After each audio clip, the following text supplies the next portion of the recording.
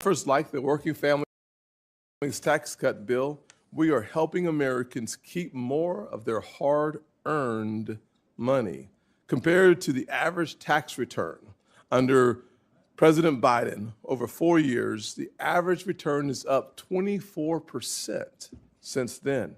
Just in the last year, the average tax return is now around $3,400, an 11% increase because President Trump and his leadership decided to focus on hardworking Americans who are struggling to make ends meet, paycheck to paycheck.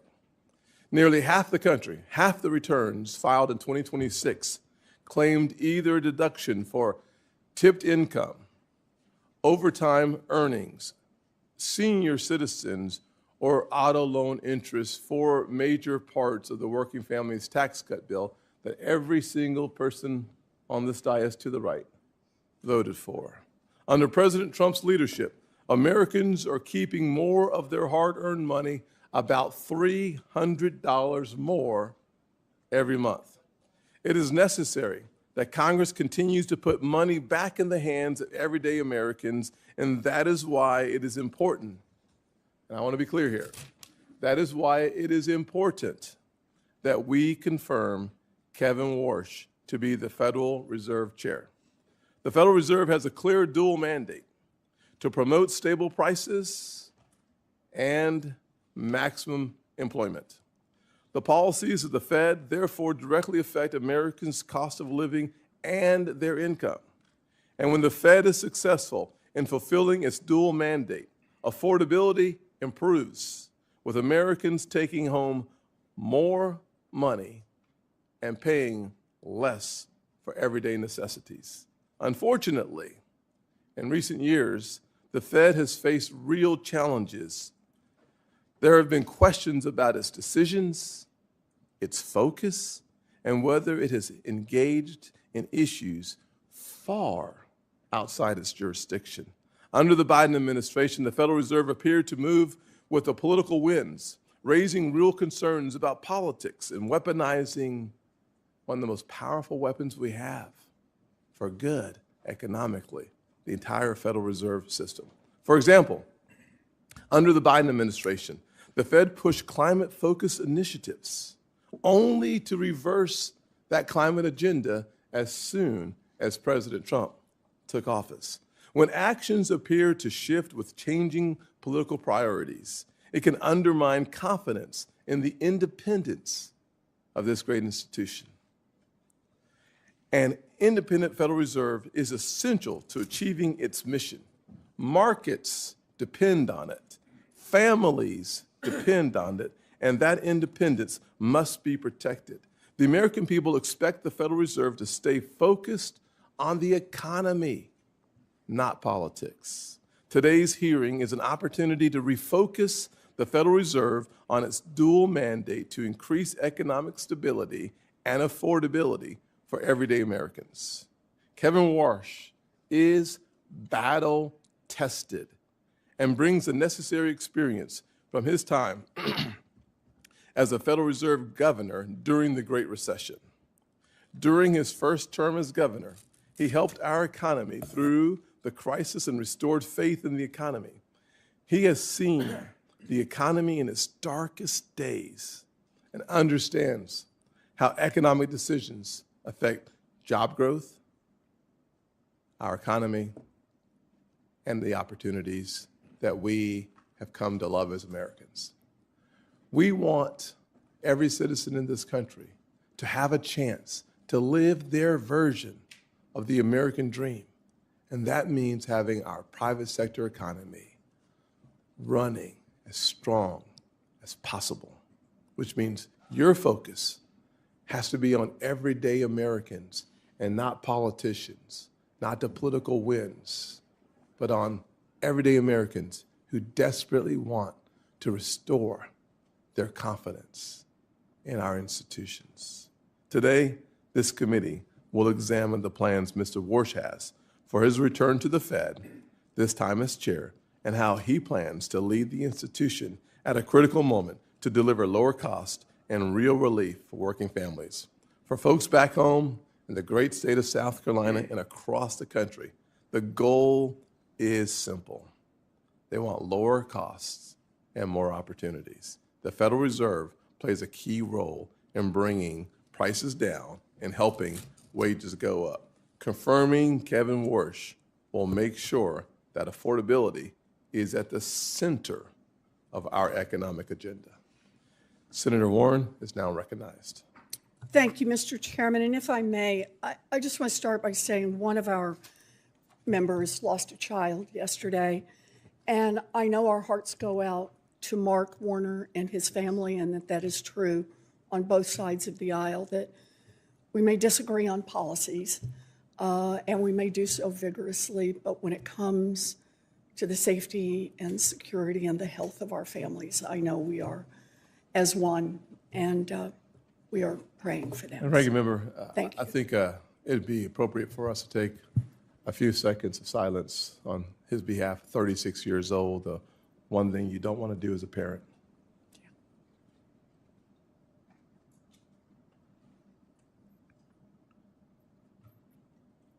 Thank you. Thank you. Thank you, Mr. Chairman, and appreciate all you do. Okay. So we should not be having this hearing today. And here's the context. First, over the past year, President Trump has racked up one economic failure after another, and Americans know that. Consumer sentiment just hit its lowest level on record ever. Inflation is rising, and families are paying more for groceries, more for healthcare, more for utilities, more for housing, all thanks to Trump's chaotic tariffs and one big beautiful bill. And now his war with Iran is putting American troops in harm's way and further driving up the cost of nearly everything here at home. Second, in your testimony, you said it's perfectly fine for elected officials to state their views on interest rates. But that is not what Donald Trump is doing.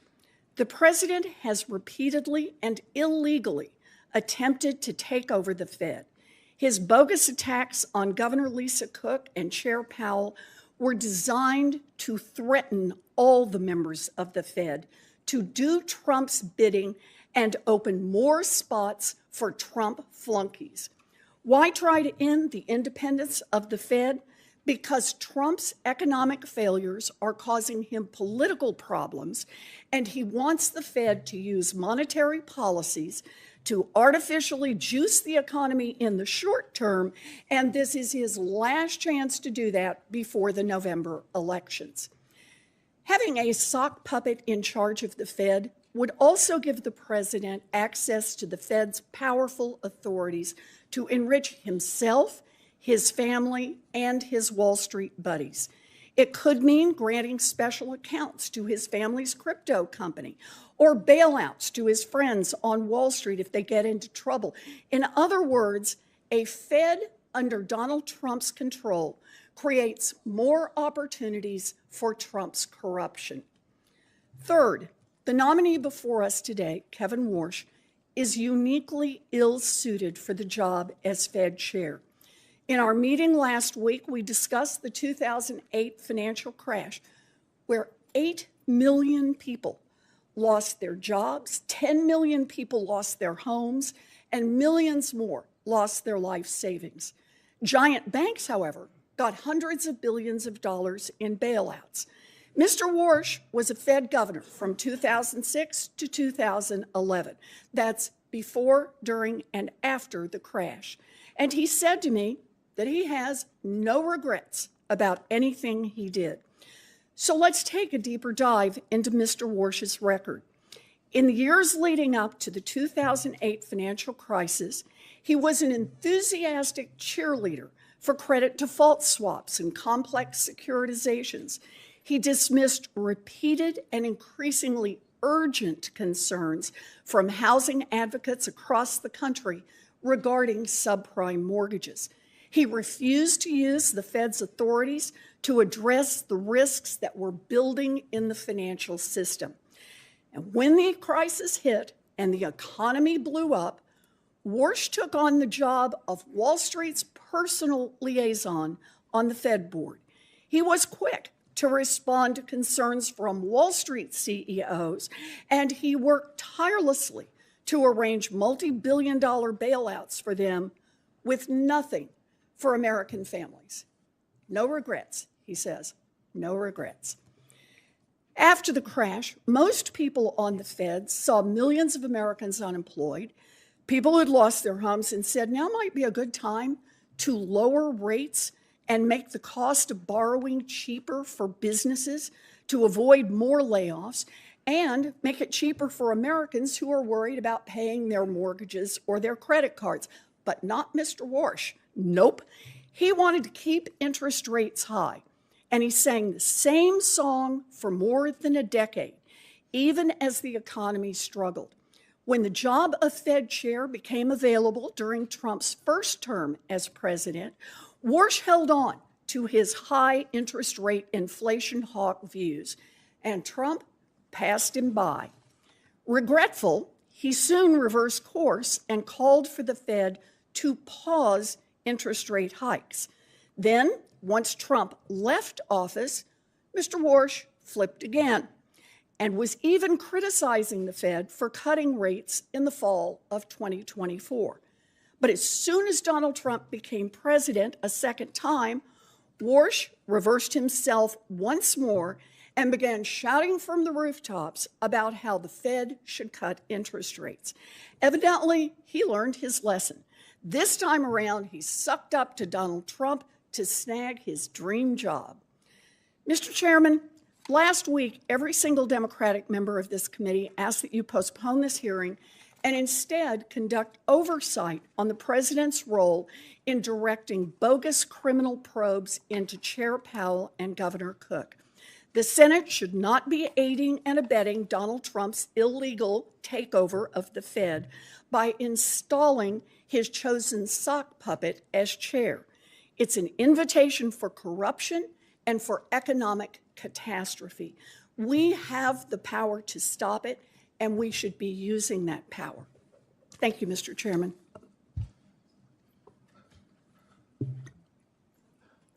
Well, there you have it. I'll just say it is interesting that we're going to hear from Senator Dave McCormick in his introduction of Kevin Walsh, who was last time unanimously confirmed by the United States Senate. Unanimously confirmed by the U.S. Senate. Dave, the floor is yours. Thank you, Mr. Chairman, Ranking Member Warren, distinguished colleagues. It's really a great honor to introduce my friend Kevin Walsh and welcome him and Jane here today. Kevin has been a friend for many years.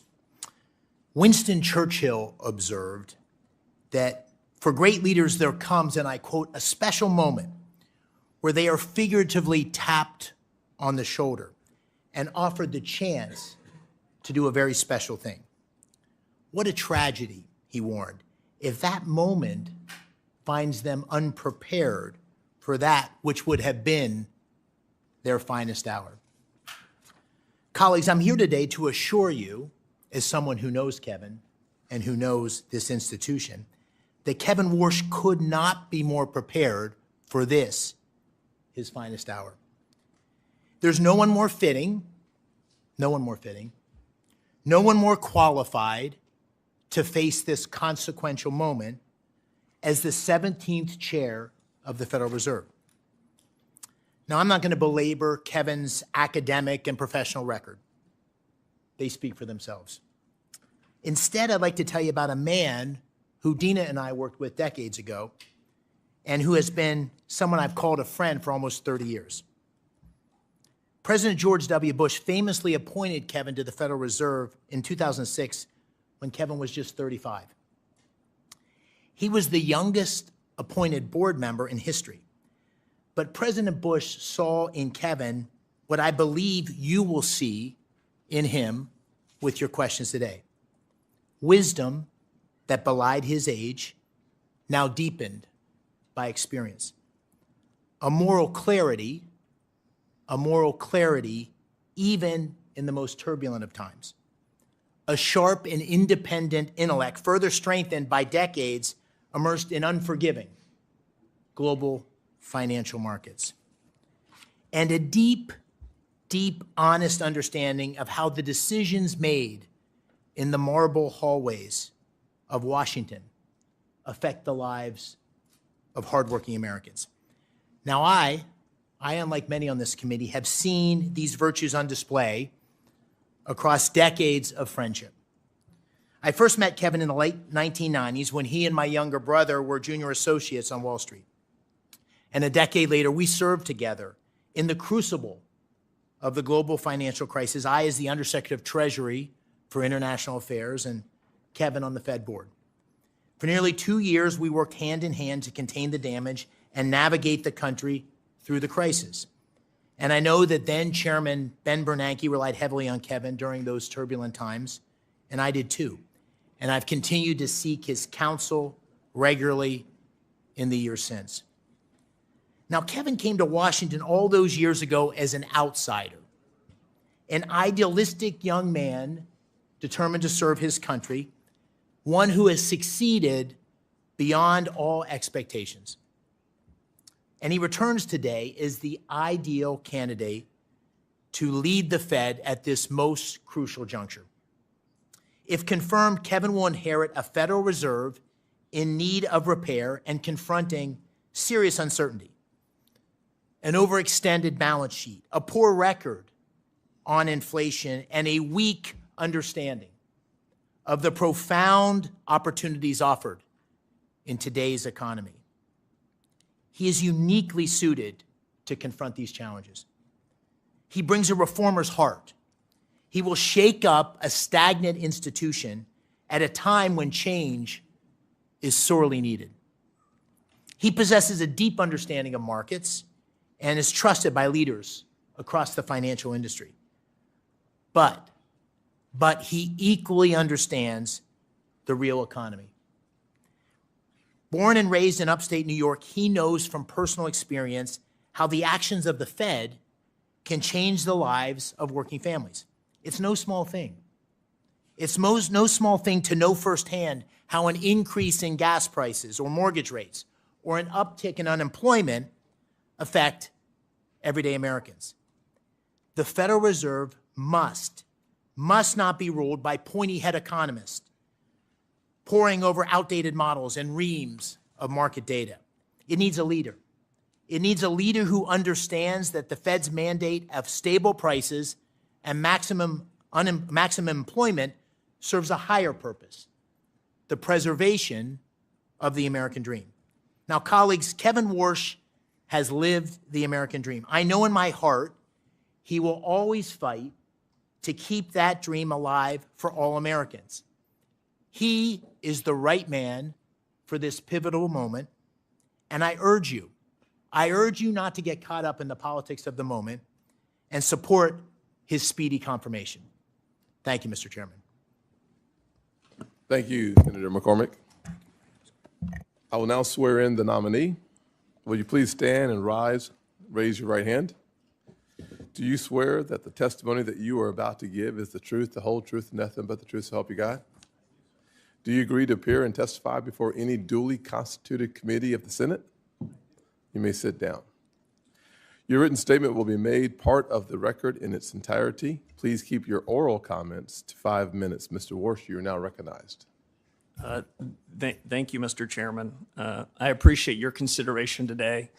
I've known you for quite a while, and I certainly appreciate the many courtesies you've given me, not just since the President's nomination, but long before. It's an honor to be with you, with Ranking Member Warren, and with the entire committee. I'm deeply grateful to President Trump for asking me to take on this public trust, because that's what it is, a public trust. The President believes that real economic growth in the U.S. and real take-home pay will accelerate. I share the President's confidence in our country and its people. America's economic growth potential is rising as we sit here today. I'm also especially happy that my wife Jane is here. She's been with me for many of the most important moments in my life. I'm grateful for her love and her personal accomplishments. I reciprocate that with somewhat of my own love, though I'm a little more stoic than she. And about every 20 years, I reintroduced her to this committee. She sat behind me 20 years ago, and it was almost 20 years ago to the day, and so let me offer today what I said then. Jane, happy anniversary. I'm also thinking of my late mom and dad. They were paying great attention to this hearing 20 years ago. They're no longer with us, but I was always proud of them and the values they taught me, and I hope they'd be proud of me today. We start today with a note of broad agreement, even though we might have heard different narratives at the outset of this hearing. This is a time of great consequence for the nation's economy. As a former Fed governor and friend or colleague of the last 5 Fed chiefs, from whom I've learned plenty of lessons, I'm particularly alert to the challenges and opportunities confronting the institution that I cherish, the Federal Reserve. To the President, to the Congress, the nation, I owe my best judgment and my most faithful efforts in serving the mission that you and Congress assigned to the Federal Reserve, including full employment and stable prices. The American people are counting on the Fed to deliver on its commitments, perhaps now more than ever. The real highlights of my life are not on my resume, as Senator McCormick said. They include the individuals with whom I worked and from whom I learned. I graduated from high school in upstate New York. I had some exceptional teachers there and some brilliant classmates. I've learned we're lucky in life if we start out with good influences in learning and in character. A public school education gave me both of these, and I'm grateful. I made my way to Stanford and found myself in the company of some of the most highly accomplished economists and policymakers. George Shultz, former Secretary of State and Treasury, was among the great patriots at the Hoover Institution, who I came to know as a teacher, mentor, and friend. He passed away right after COVID at age 100, but I still feel him with me.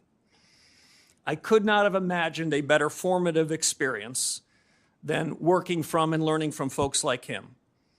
I could tell you about all the things I learned, but maybe the most important was to be around people completely devoted to the ideas and ideals of our country.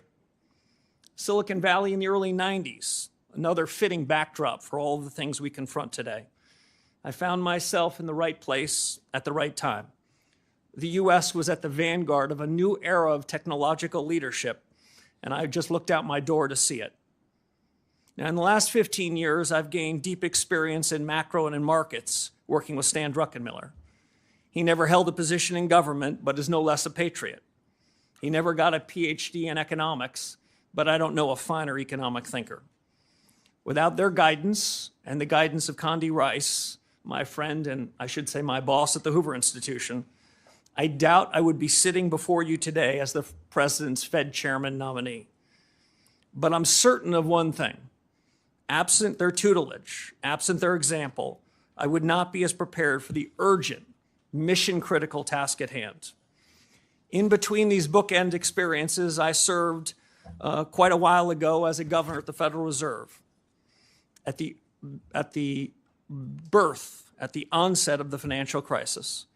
As Senator Warren said, our central bank played an indispensable role, and we benefited enormously from the credibility that our predecessors had built up and passed down to us, governors of the Fed at the time. In these unusual and exigent circumstances, I saw the Fed and its people at their very best. But I also witnessed an institution that was tempted to play a larger role in the economy and society. So let me be very clear. Monetary policy independence is essential. Monetary policy makers must act in the nation's interest. Their decisions the product of rigor, deliberation, and unclouded decision-making. And as Senator Warren said, I do not believe that independence of monetary policy is threatened when elected officials state their views on rates. Fed independence is up to the Fed. That has 3 implications. First, Congress is tasked with the mission to ensure price stability. Inflation is the Fed's choice.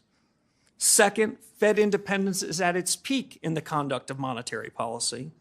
And third, as the chairman said, the Fed must stay in its lane. I'm committed to ensuring that the conduct of monetary policy remains strictly independent, equally committed to work with the administration and Congress on non-monetary matters that are part of the Fed's remit, and I commit myself to accountability. Finally, I'll just say this, Mr. Chairman. Milton Friedman had a phrase that always stayed with me. He always worried about government officials that lured and hung around with what he called the tyranny of the status quo. Status quo practices and policies are especially harmful when the world is changing this fast. If confirmed as chairman, I will be faithful to the Constitution, to the Federal Reserve Act, and to the very best of the Fed's traditions. I believe a reform-oriented Fed can make a real difference to the American people. And if confirmed, I will seek to create an environment in which the best people do their best work. Candor and goodwill will go a long way in pursuing those objectives. And I suspect this hearing, Mr. Chairman, will put us to the test. It's a real privilege to be Thank you, sir. I will say that we typically stick to a 5-minute opening comments. I would encourage all of us to stick with our 5 minutes as it relates to our question and answers. We have full attendance today, and it's going to be really important for us to stick as closely to the 5 minutes as possible. If we go over by much, you'll hear me, which is an indication that you're already over, and I'll do my very best to keep us on time. Kevin, there are so many questions to talk to you about, to ask you about, to be honest with you, and I just want to name a couple of them, and we'll look forward to hearing more on these topics. I will not have enough time to delve into some of the most important issues facing our country. I'll take 2 of those issues and focus my time. I'm sure my colleagues on either side will have a conversation with you and ask questions about AI. The AI future is going to have massive impact on where we go as a nation. It's got a massive impact on your dual mandate as it relates to full employment. Our production may go up while our employment stays flat. So this is a really important question that at some point we should delve into. I also think that someone should spend some time talking about our balance sheet. We have nearly a $7 trillion balance sheet at the Federal Reserve. Too much attention has been paid to your balance sheet, and not enough attention has been paid to the nation's balance sheet. And I think it's really important for us to dig into that issue as well. Digital assets, the future of finance in the world seems to have a major component of it being digital assets. The market structure legislation, we don't want your comment on, but the important role of the blockchain in the future is another really important part of the future of our economy. I will spend some time talking about affordability and the importance of the independence of the Fed.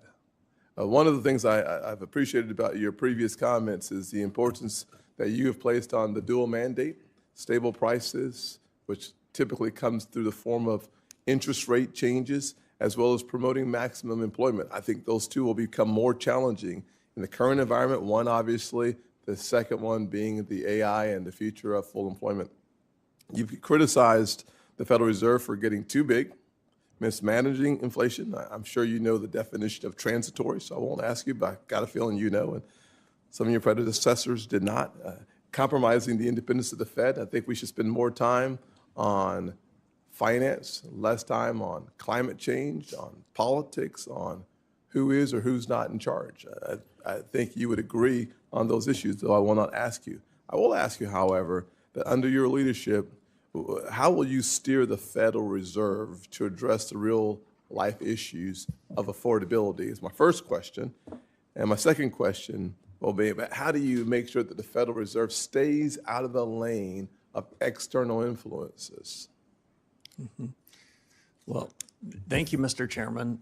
There's probably no more pressing question than the cost of living. We know at the Federal Reserve that price stability was an objective that you and your colleagues gave to the Fed. So when, over the course of the last several years, especially after COVID, when prices went up to the tune of 25 to 35% for virtually all deciles of the American people, that's an indication that the Fed missed its mark. And we are still dealing with the legacy of the policy errors in 2021 and 2022. Once you let inflation take hold in the economy, it's more expensive and harder to bring it down. And so the fatal policy error going back 4 or 5 years is still a legacy that we're dealing with. We need, in my judgment, fundamental policy reforms to fix it. And while it's true that inflation is less problematic, meaning the rate of change in prices is less severe than it was some years ago, hardworking Americans are no doubt feeling it. I think that means a regime change in the conduct of policy. I think that means a different new inflation framework. I look forward to working with my colleagues at the Fed, if confirmed, to achieve that. I think it means, as you suggested, using tools differently. The Fed has an interest rate tool and a balance sheet tool. My view is the interest rate tool gets in the cracks. It's fairer. The balance sheet tool disproportionately helps those with financial assets. The interest rate tool hits the entire economy. So we need a new framework, new tools, and I'd also say, Mr. Chairman, new communications. Yes. I think part of the reason why, after making a mistake in 2021 and 22, the mistake was compounded is the Fed gives its forward guidance. The Fed tells the whole world what their dots are going to be, what their forecasts are going to be. Well, the Fed's human. Then they hold on to those forecasts longer than they should. I think if the Fed were to wait until it gets into a meeting before making a decision, that incremental deliberation can keep the central bank from compounding its errors. I think these are big changes that are needed, and if confirmed, I look forward to doing it. Thank you very much. Ranking Member Warren. Thank you, Mr. Chairman. So the Fed has been plagued by deeply disturbing ethics scandals in recent years involving at least 6 Fed officials. So it's critical that the next chair have no financial conflicts, none. You have more than $100 million in investments that you have refused to disclose to ethics officials and to the public.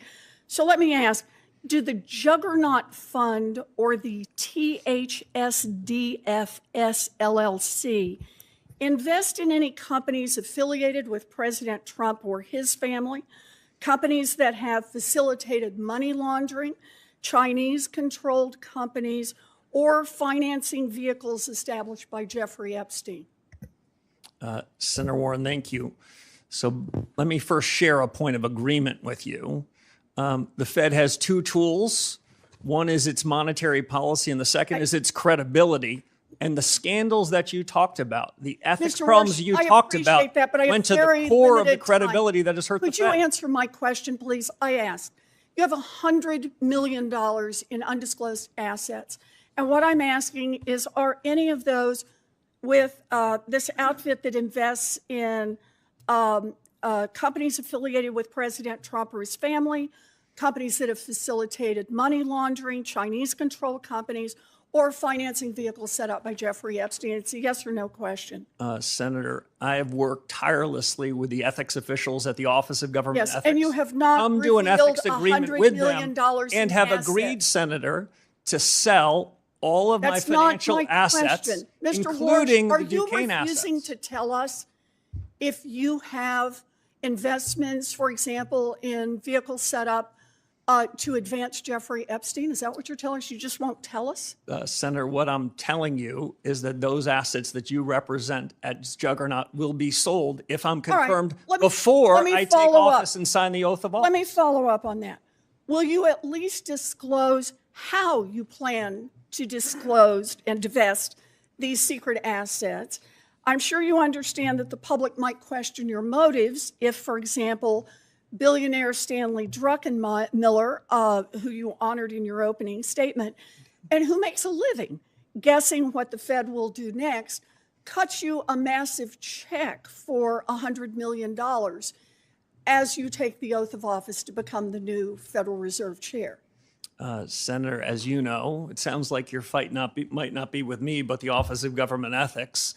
I have come to full agreement with them and have agreed to divest all of those assets, I'm asking especially you a very those that you straightforward referenced question, before Mr. I take Walsh. the oath of. Will you disclose how you divest those assets, or will you just collect a check for $100 million from someone whose whole business is betting on what the Fed will do?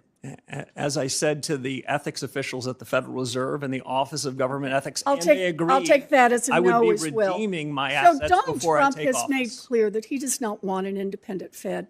In fact, he has said, and I quote, "Anybody that disagrees with me will never be Fed chairman." And he's made clear that you are his sock puppet, saying last week that interest rates will drop, quote, "when Kevin gets in." Yeah, I think they do. Not when economic conditions change, we'll get lower rates. Not when the economy needs it. Nope. He said, when my guy, Kevin Walsh, is in there, we'll get the interest rates that I, Donald Trump, wants. So independence takes courage. Let's check out your independence and your courage. We'll start easy. Mr. Walsh, did Donald Trump lose the 2020 election? We try to keep politics, if I'm confirmed, out of the Federal I'm just Reserve. asking you a factual question. I need to know, I need to measure your independence and your courage. Senator, I believe that this body certified that election many years ago. That's not the question I'm asking. I'm asking, did Donald Trump lose in 2020? And I'm suggesting you in I'm 2020, the suggesting Fed you can't made answer a that. huge inflation problem, and you certified the election. So We let need to me keep ask you politics another out of question. monetary policy. In our meeting, monetary you said policy out you of would politics. be independent because you're, quote, a tough guy. Those were your words, tough guy. And you will be able to stand up to President Trump. So let's try it again. Name one aspect of President Trump's economic agenda with which you disagree. Well, Senator, the Federal Reserve in recent years has wandered outside of its remit, wandered into other I'm areas. asking for something That's you not something disagree I'm with prepared Donald to do. Trump on. If I'm Just confirmed, one the Federal one Reserve should stay in economic its issue. lane. Just one little place where you disagree with Donald Well, I Trump. do have a disagreement, actually, Senator, with the president. I think even this morning, he said that he thought I was out of central casting. I think central casting, I'd look older, grayer, and maybe show up here with a cigar of sorts. Quite adorable. But you know, we need a Fed chair who is independent. That's the only way we preserve the independence I agree of the with Federal Reserve.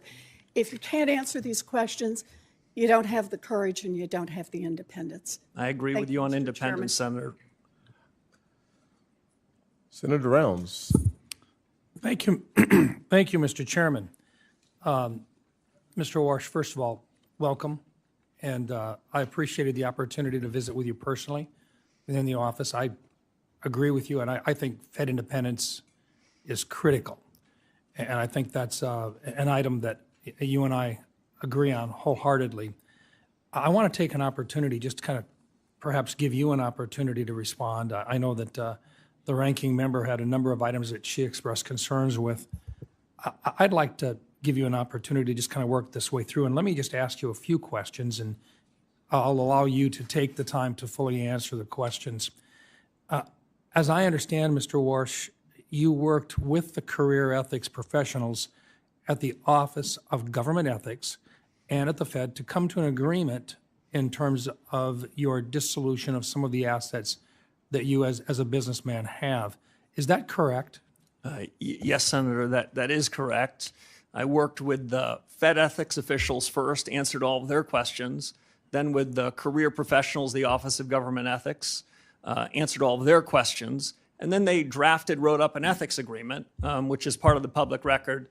But because I agree with Senator Warren on the ethical questions that have been raised over the last several years by several people that were members of the FOMC, so that there's no question about my independence, no question about the clarity of my financial record, I agreed to divest virtually all of my financial assets, the large majority of which will be divested before I raise my right hand and am sworn into office if confirmed by this body.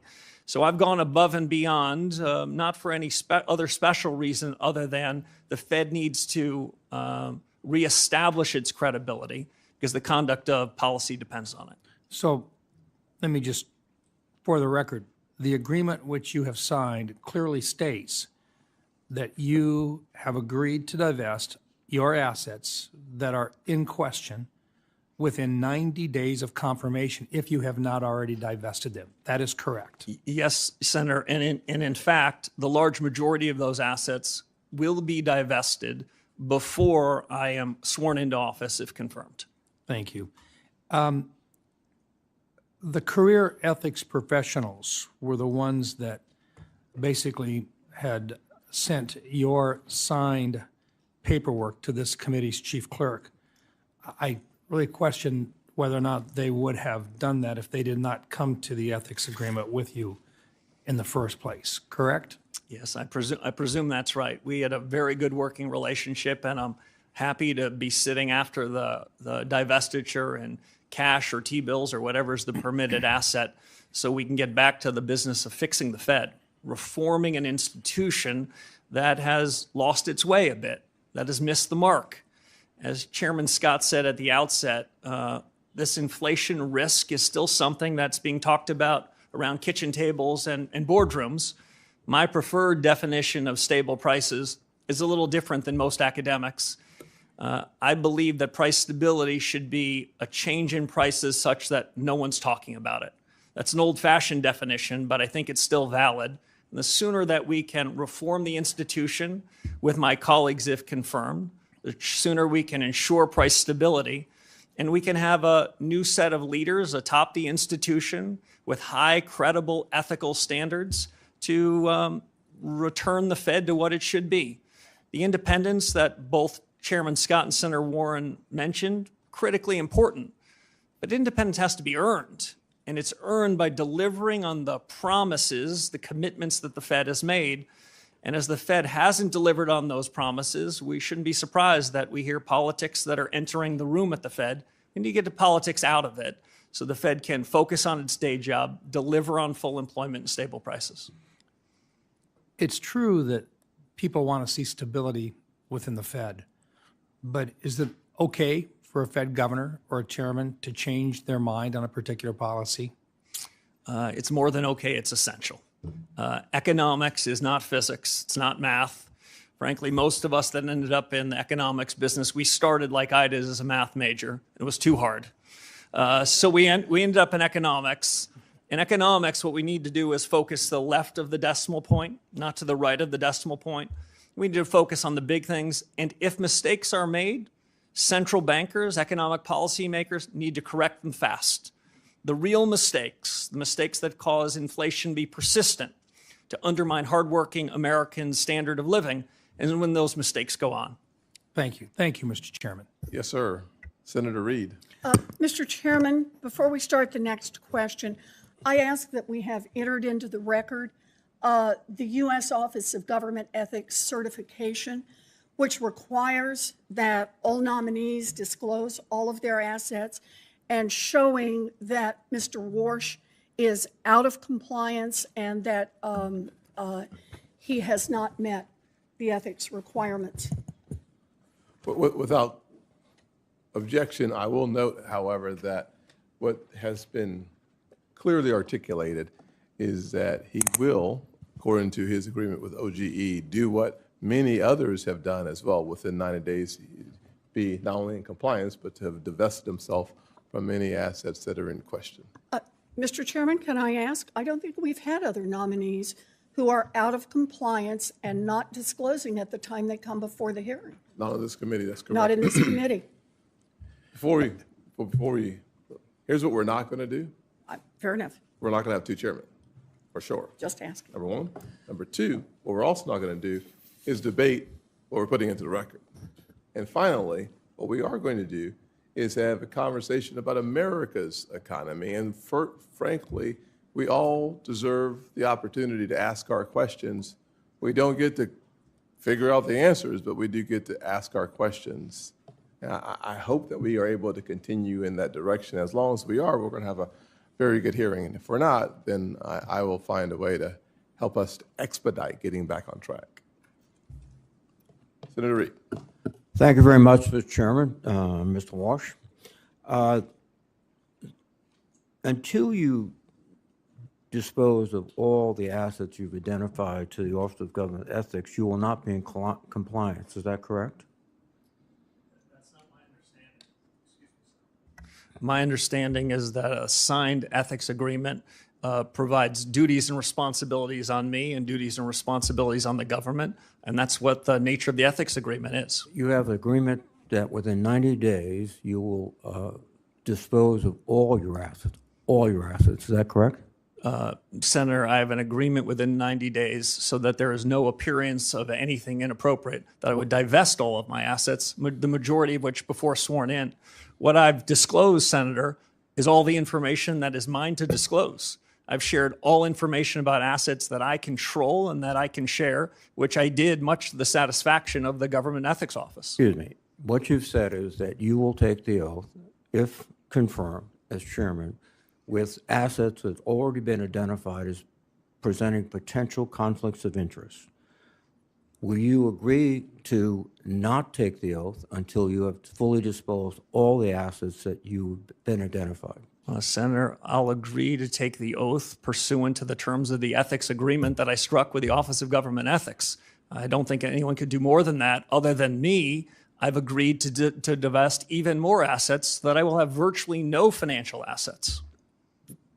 The divestiture is totally up to you. You can select what assets you're disposing of, what assets you keep. Is that correct? And then still be sworn in as chairman. The divestiture is up to the agreement that I struck with the Office of Government Ethics. Who makes the decision as to what assets are divested, you or the Office of Government Ethics? Both of us. That's why it's an agreement. Excuse me. I must commend you on the way you can circularly go around questions and not answer them. It's a skill. Unfortunately, it's not a good skill for the chairman or of the Federal Reserve Board. We typically ask questions and expect to get direct, faithful answers. You haven't given them to the ranking member, and you're not giving them to me. So again, you feel you will not be, you will be compliant if after 90 days you still have a significant number of assets that have been identified as presenting conflicts of interest. Is that your view? No, Senator. If I were to violate the ethics agreement, I would not be in compliance. If I follow the agreement, I will be. Well, that's your position. I think others would differ.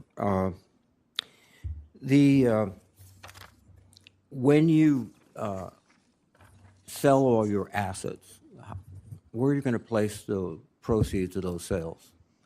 I believe that Chairman Powell has placed them in sort of funds which are very difficult to individually influence. Do you propose to do that? Yeah, I propose to put them in permissible assets that are as close to cash or treasury bills as I possibly can. I haven't selected anything, but it will be as plain vanilla as possible so that there would be no appearance or reality of having any influence. We'll be sitting in something like cash. Okay. Now, the question of independence is just one that I think will dominate these proceedings. This morning, President Trump was asked on CNBC, will you be disappointed if your new Fed chair doesn't cut rates right away? And President Trump answered, I would. It's very hard to separate President Trump's obsession with rate cuts, his attacks on the Federal Reserve, on Chairman Powell particularly, and your nomination. So this independence thing seems to have evaporated quite quickly between President Trump's statements and your positions. Again, you maintain you'll be independent of President Trump? Yes, Senator, I do. Well, President Trump constantly maintains that nobody's independent of him, that it's his morality that guides the whole United States government, including the Federal Reserve, and that you will be someone who will carry out his wishes. Frankly, do you suspect that he chose you because you indicated to him that you want to cut rates? Senator, I don't know the reason for the president's choice, but I can tell you what I've been writing about for 15 years and what I said to the president, which is you're going to I'll cut rates if you give me the job. No, that's not what I said, Senator. Now, the president, as you might know, much like virtually all presidents I've either known or studied, presidents tend to be for cutting rates. I think the difference is President Trump expresses it quite publicly without surrogates or subterfuge, but presidents want lower rates. But Fed independence is up to the Fed. Fed leadership has to make a decision about what's the right thing to do. No. In my judgment, You're a leader. You're the leader. you establish the moral and ethical standards and economic principles of the Fed. And you just pass it off to, well, you know, it's not my job, it's everybody's job. That means it's nobody's job. Thank you. Senator Tillis, Mr. Chair, before my time starts, can I make a parliamentary inquiry? certainly. I want to make sure that we get this right because I'm not an attorney, but I think it's pretty important to suggest that according to Mr. Walsh, he has signed an agreement that is in compliance provided that he executes the agreement. Correct. So we should not have into the record that he is before us out of compliance because you stipulated that what Senator Warren said was a first of a kind here, but he is not out of compliance. He has agreement that if he executes will be in compliance. That's why he's properly before us. And I just want to make sure for the record that that is clear. Yeah, very clear. Well, let me just say it. I'm going to reiterate what you just said, but I was writing it down myself. The Office of Government Ethics has entered into an agreement with Kevin Walsh that he has up until 90 days after confirmed to divest of his assets. So the word, I mean, to non-attorneys here, I heard someone say he's before us out of compliance, and that's why I checked with the staff to be absolutely certain. He is properly before us. He will be in compliance if he executes agreement that addresses the concerns that have been presented by some of my colleagues on the other side of the aisle. I just want to confirm for the record that that is in fact accurate. So if we're doing a matter here of, is this parliamentary inquiry? Is that what this is? I've made a parliamentary inquiry, so I'm not burning my time on something I that I thought understand. felt like a cheap shot to say he's out of compliance when in fact he's not. Then I'd like to ask the other question, and that is, have we seen this agreement? Do we have any way to verify that, in fact, these sales will occur if we have no idea what's in them and no one has told? And let's do remember the law for a minute. The Fed, unlike other parts of government, do not have a 90-day you can be out of compliance. Fed law is explicit that you cannot own any portion of a financial interest in a bank. or a Mr. President, financial Mr. institution. Chairman, excuse me Senator, for interrupting. This- Senator, Now I'm going to let the attorneys take are over. we going to all get extra time here? No. I'd like extra 3 minutes, All right. okay? Mr. Chair, I just, for the record, and the only reason I say That was a parliamentary inquiry, so it doesn't count, Yeah.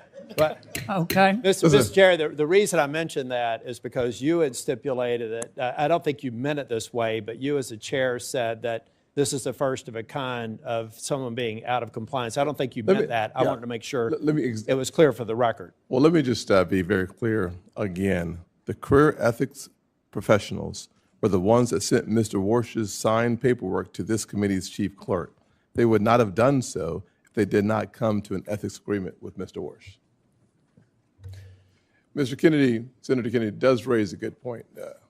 We are going to stick to our timeline, and I appreciate you raising the point of how long an inquiry can go on, and that does not buy you more time unless, of course, we all decide we want more time, and then I would rule on that, and I would rule against it.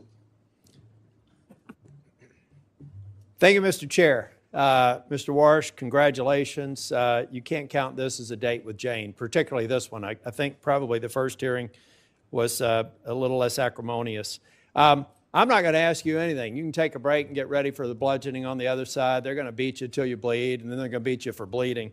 I'm going to talk about what's preventing me from being in a position to vote for you until we've spent time together in my office. You have extraordinary credentials. They're impeccable. I think the way you're dealing with the ethics issue is strong.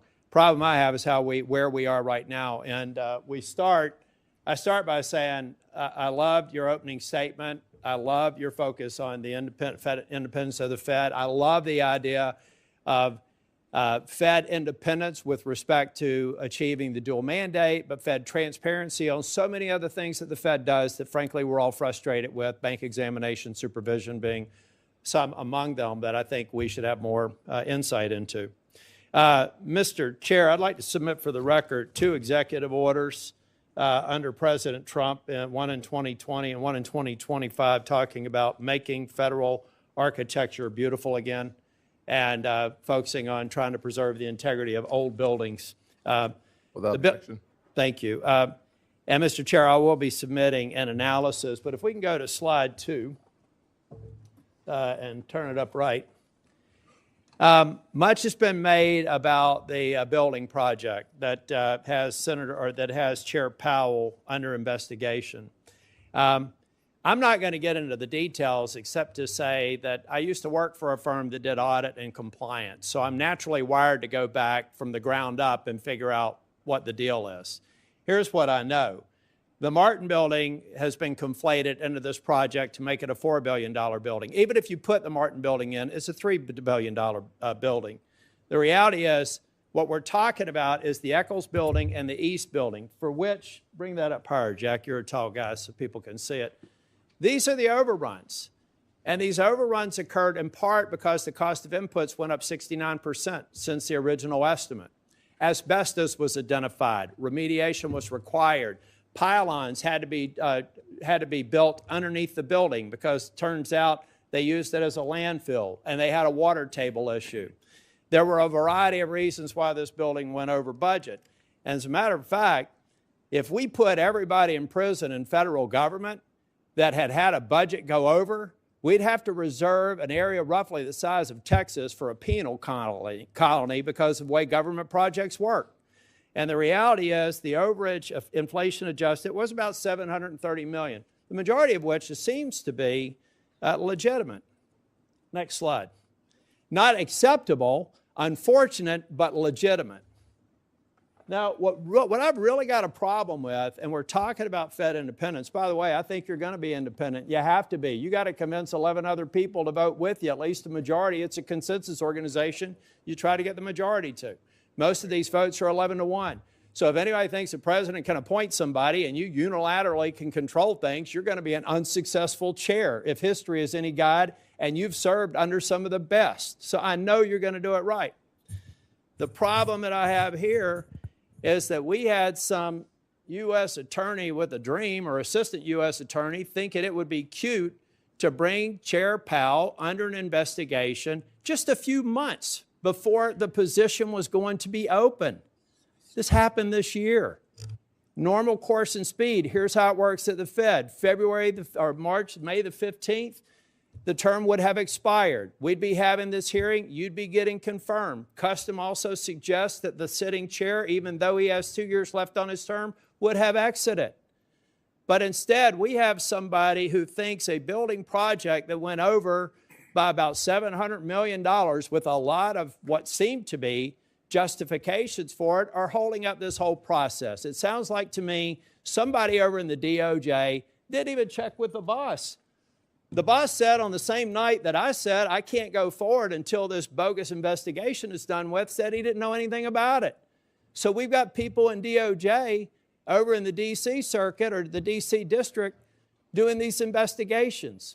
We have got to end this investigation. Big DOJ didn't know about it. The president didn't know about it. Let's get rid of this investigation so I can support your confirmation. Mr. Walsh, the only thing I've found the least bit odd about you is you've never watched an episode of Seinfeld.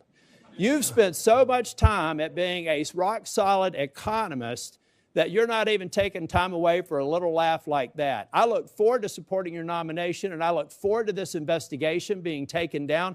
If the chair wants to have all of our subcommittees start looking at capital expenditure projects for the agencies that we're overseeing, I think that's a great idea. And I'd like to be on a committee specifically drilling down on this analysis. If somebody can prove me wrong, I'd be happy to make a criminal referral. But I don't have the D.C. Circuit tell me a crime was committed when 7 members on this committee said it wasn't, including the chair. Thank you, Mr. Chair. You're welcome. Only one question. What is Seinfeld? Senator Van Hollen. Mr. Chairman, thank you. Mr. Walsh, good to see you. Reviewing your record, I am concerned that your position on interest rates seems to shift with what's politically convenient rather than based on sound economic judgment. In the aftermath of the 2008 financial crisis, the worst recession since the Great Depression, with some of the worst unemployment in our lifetimes, you were a hawkish voice, expressing concern that the Fed might wait too long to raise rates. I think you got it wrong then, but now you seem to have swung 180 degrees in the opposite direction to embrace lower rates, a view that conveniently aligns with the president who nominated you. You've made this pivot even as today prices are too high. I think we all know that. Our economy works for families when prices are affordable and unemployment is low. That's why price stability is an important part of the Fed's mandate, right? Senator, yes. And the Fed uses its monetary policy tools for price stability and full employment. That's the job Congress gave to the Fed. Here's how Ben Bernanke described how the Fed uses those tools. He said, and I'm quoting, "Generally, if economic weakness is the primary concern, the Fed acts to reduce interest rates, which supports the economy. If the economy is overheating, the Fed can raise interest rates to constrain inflationary pressures," end of quote. So that's a textbook model of the Fed. Cutting rates supports the economy, but can lead to higher inflation, while raising rates helps to fight inflation, but can limit growth. Do you agree with Chairman Bernanke that that's generally how the Fed can use monetary policy to affect the economy? Senator, I do agree generally with that proposition, but I'll note at a moment like this, the supply side of the economy is changing dramatically. So the core of what Chairman Bernanke said is a question about what's the economy's potential. As I said in my opening remarks, I think the economy's potential is growing quite quickly, and that makes the decision that you tee up to be a difficult one, and one that the Fed's going to have to dig deep in evaluating what's the right policy choice in the upcoming meetings. Well, I want to push you a little bit on that in a moment, but right now the Fed has set its main interest rate at 3.5 to 3.7%. Last December, President Trump told the Wall Street Journal he wanted to cut rates to 1% and maybe lower than that by the end of this year. So just to better understand how you think about economics, in the economic model Bernanke laid out, let's say there's an economy with decent growth and no recession.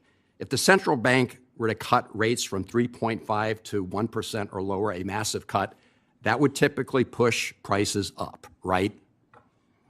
Senator, unlike many of my colleagues, past and present, I don't believe in forward guidance. I don't believe that I should be previewing for you what a future decision might be.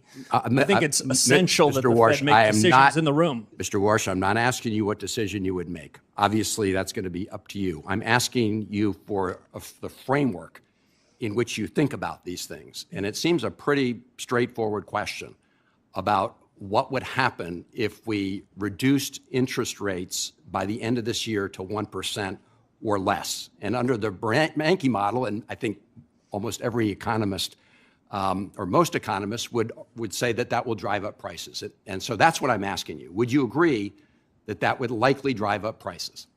So, Senator, the Fed has two important monetary policy tools. One is interest rates, and the other is a balance sheet that we created in the 2008 financial crisis.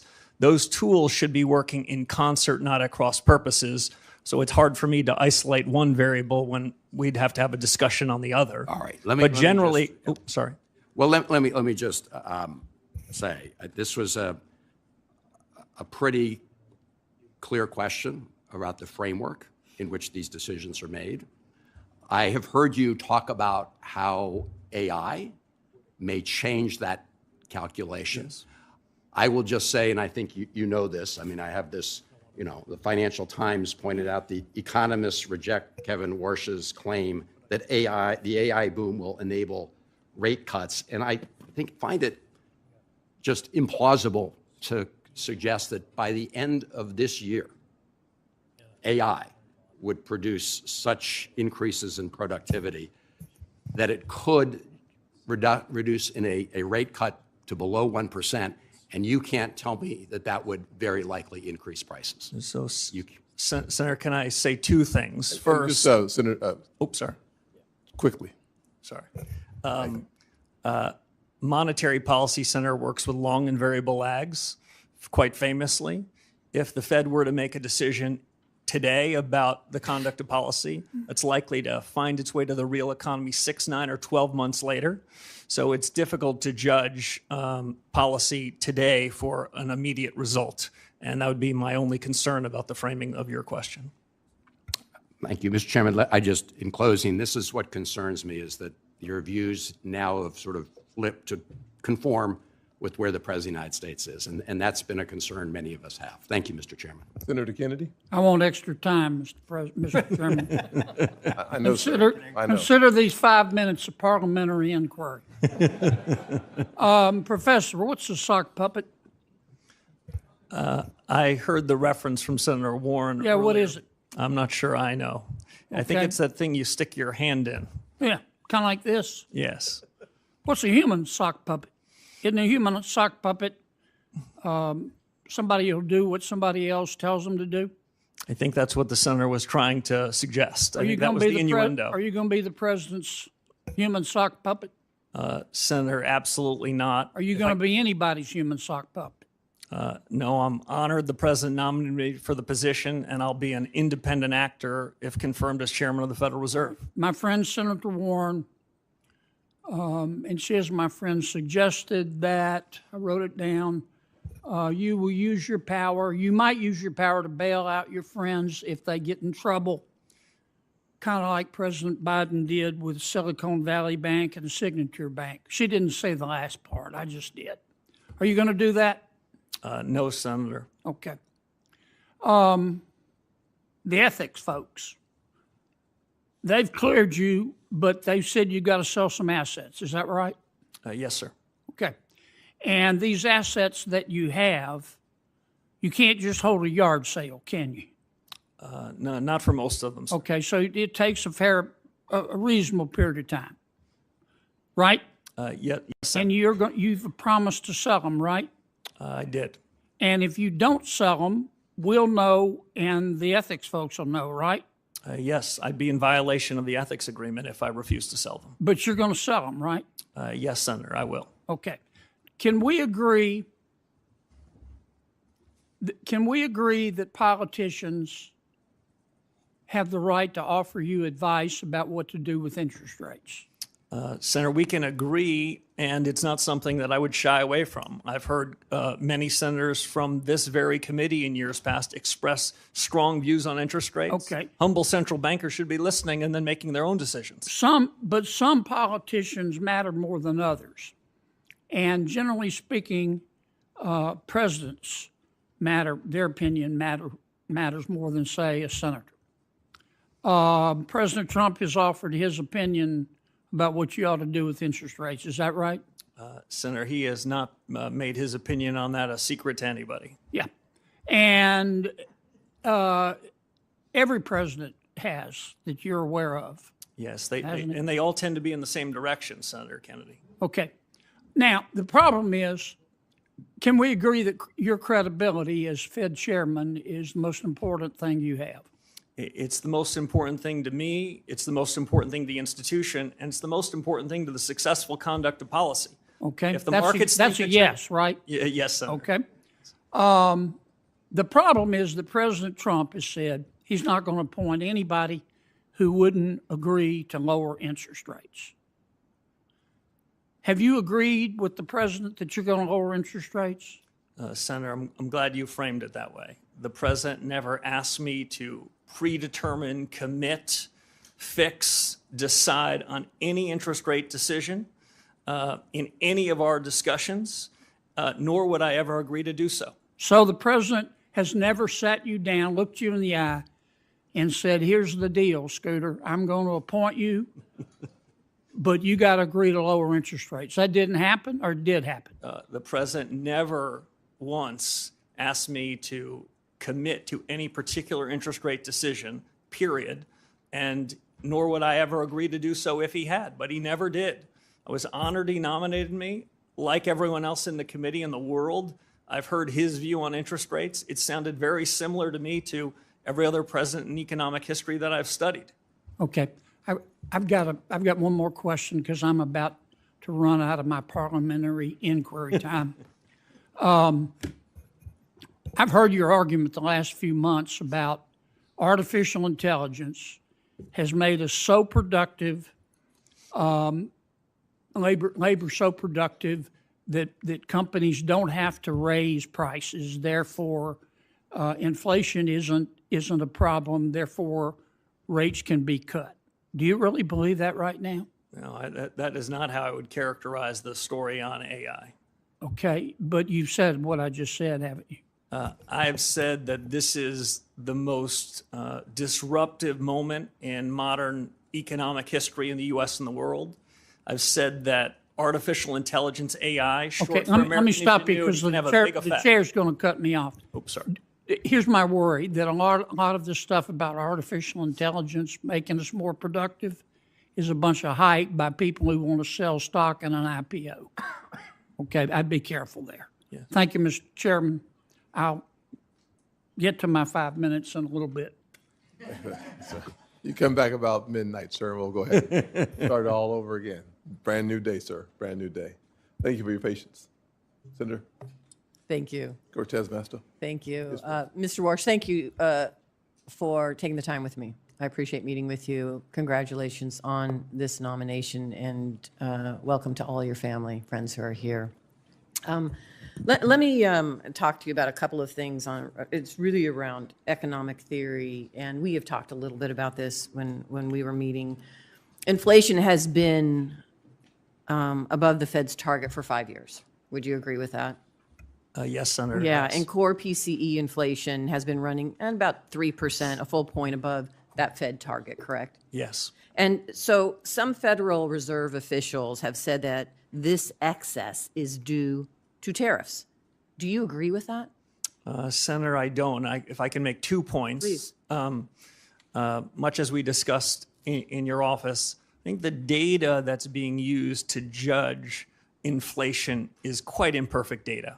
And among the projects that the economics profession, and if I'm confirmed as chairman of the Fed needs to do, is to try to use our new understanding and new data sources to see what's really the inflation rate in the economy. We used to use core PCE, core measures, so we'd exclude food and energy because it was sort of a rough swag as to what was going on. We don't have to do a rough swag anymore. What I'm most interested in is what's the underlying inflation rate, not what's the one-time change in prices because of a change in geopolitics or a change in beef, but what's the underlying generalized change in prices in the economy.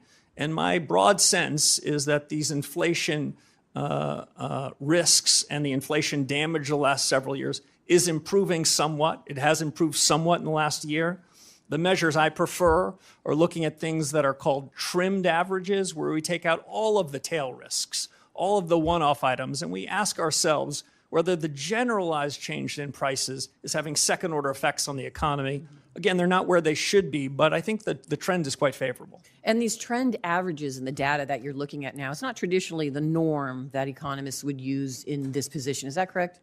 Some in the economics profession are increasingly looking to these median-type measures, but among the projects I would hope to undertake as one of the first reforms at the Fed is a data project where we would go off and we would evaluate with the public sector and the private sector, including the Bureau of Labor Statistics, a survey of 1 billion prices. Mm-hmm. And what I'm really most interested, Senator, is what's the change of that 500 millionth and one price?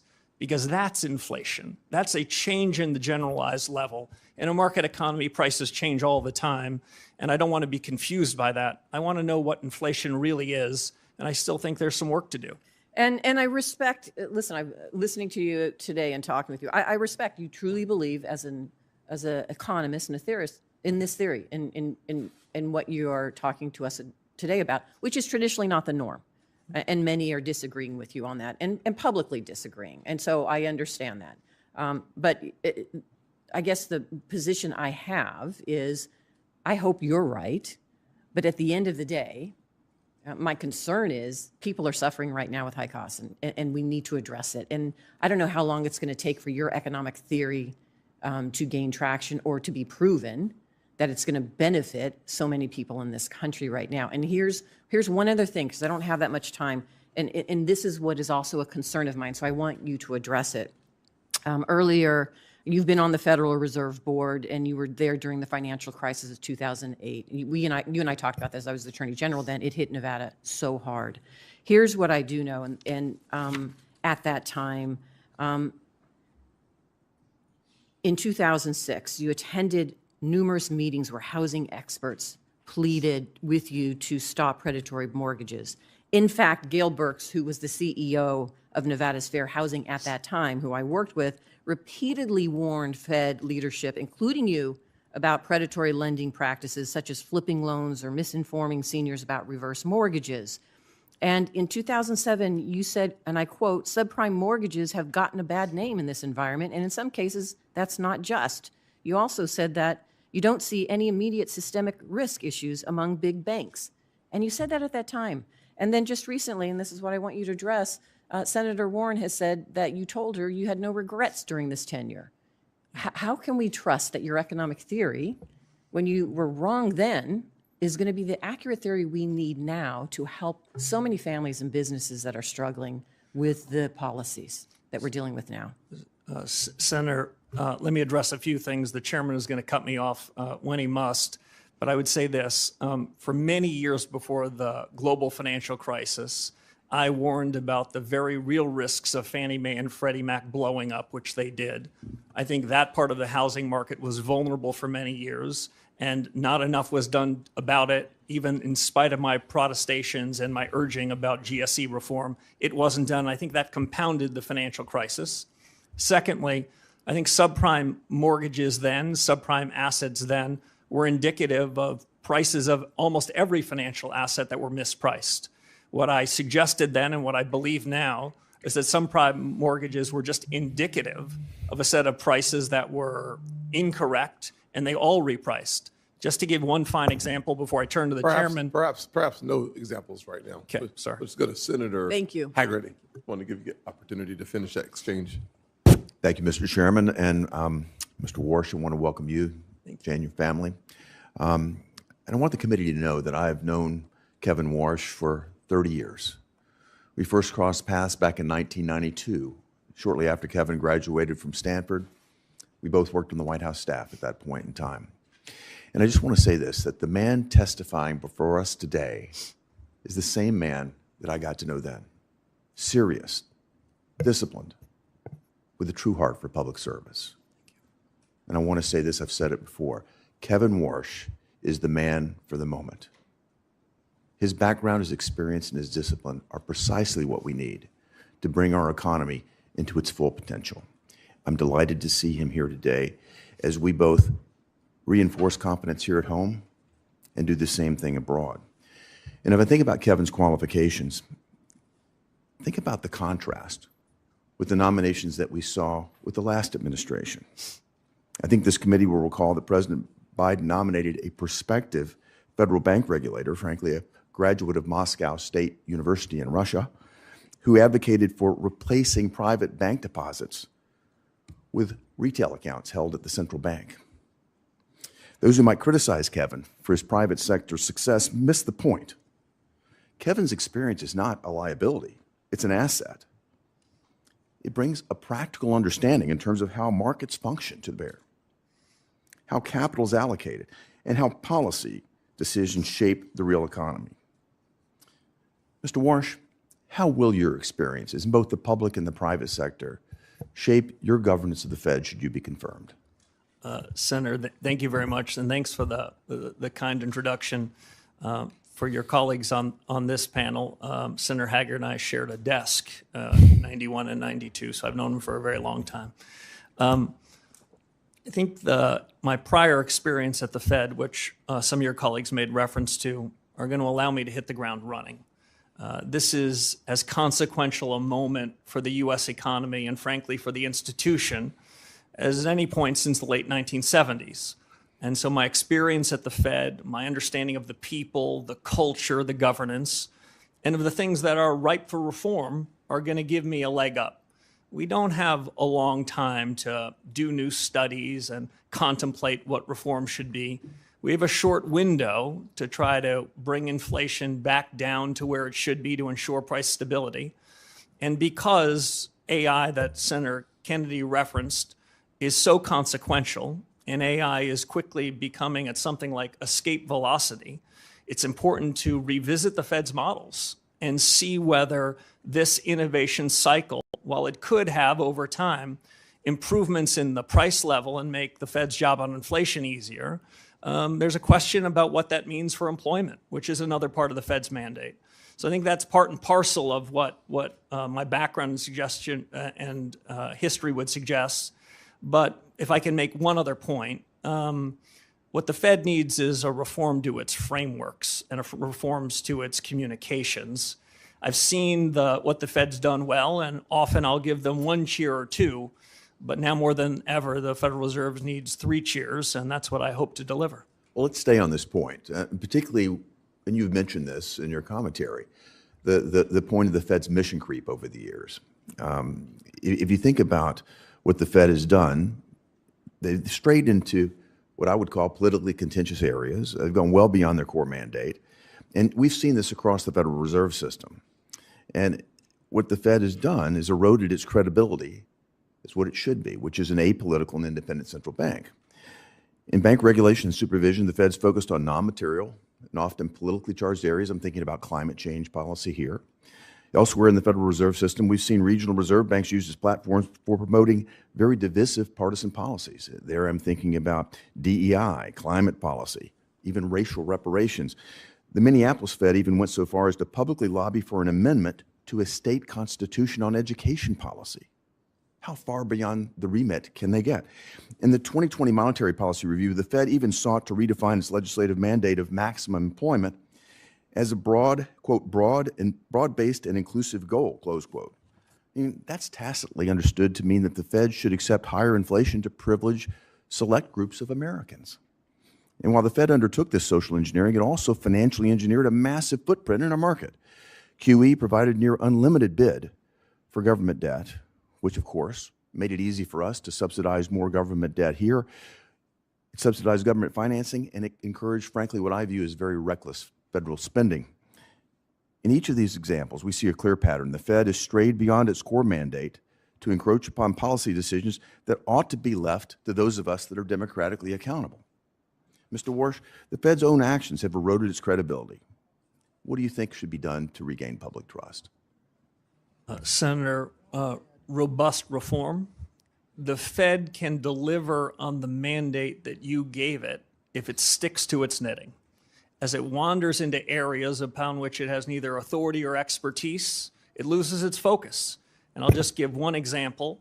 In 2020, as you reference, when the Federal Reserve changed its inflation framework in August of 2020, inflation was running at around 1.72%. And the Fed changed its framework, rewrote in some sense the remit you gave it, and they asked for a little more inflation. They ended up with a lot more, and that was the foundation for the inflation surge that happened in the subsequent years, which we're still living with. Okay. Thank you, Mr. Walsh. Thank you, Mr. Chairman. Senator Smith. Thank you, Mr. Chair. Good morning, Mr. Walsh. It's still morning. Let me start with this. I think you have said that you have confidence that this economy has potential. I think that's fair to say. And you've also said that this is a time of great consequence for the nation's economy, perhaps one of the most significant hinge points in a couple of generations. That's fair to say? Yes, Senator. Thank you. And so I agree with that. And I actually want to go a bit further because I think that it seems to me that this economy is amazing for rich people, people who have a lot of capital. And in fact, we can see in 2025, billionaire wealth grew 3 times faster than the average rate of the previous 5 years. And wealthy households hold a massive portion of the nation's wealth. And this, I think, is the tipping point that our economy actually faces right now. And I can tell you that in Minnesota, a lot of people are telling me that it is harder and harder for them to afford the basics. They aren't rich. They don't have enough money to pay their bills, to pay their doctor's bills. So I want to look at this with you for a few minutes, and I want to start with inflation. So last week, President Trump said that gas prices are, quote, not very high, and, quote, we're having some fake inflation because of the fuel. So understanding what you've been saying about data and measurement and all of that, let me just ask you, do you think that gas prices going up 20% is fake inflation? Senator, the gas prices like beef prices, eggs, milk, and the rest, they move, and when they move in the wrong direction, the American people are hurting by it. There's no question about it. That's right. American people feel it. It's not fake to them. It's money that they don't have in their pocket because gas is up 20%. I think my constituents would say that that inflation is real and not fake. Okay, so let's look at unemployment. At the State of the Union, the president said, quote, the roaring economy, excuse me, this is the quote, the roaring economy is roaring like never before. So do you agree with that statement? Is that how you see the economy, that is roaring like never roaring before? So Senator, if I can clarify two things. One, there's a difference between the change in prices and inflation. The change in prices happen in a market economy. When inflation moves up, that's because the Fed had something to do with it. Now, on the state of the economy, I would say that the broad contours of the economy are improving. The potential of the economy, the real results of the economy are improving, but I think it can improve more. And I think in the years ahead, I think the economy's potential is strengthening. So, the reality is that the economic data, understanding what you're saying about economic data being not imperfect, that there was almost zero job growth in 2025. And so that looks to me like not a roaring economy. It looks like a weak economy, which is what my constituents are telling me back in Minnesota. Let me go to one last look at this.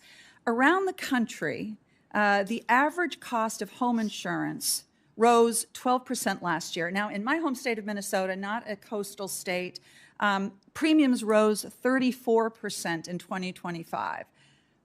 This is, of course, caused by extreme weather events, hail, floods, tornadoes, hurricanes, climate change.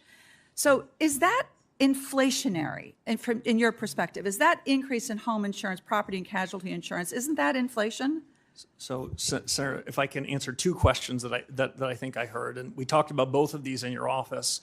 When we look at the payroll numbers every month and we ask ourselves whether it's good or bad, the job you gave to the Federal Reserve is to ensure we're at maximum sustainable employment. I think broadly speaking, the economy is running about close to full employment, though we never know what the right number is.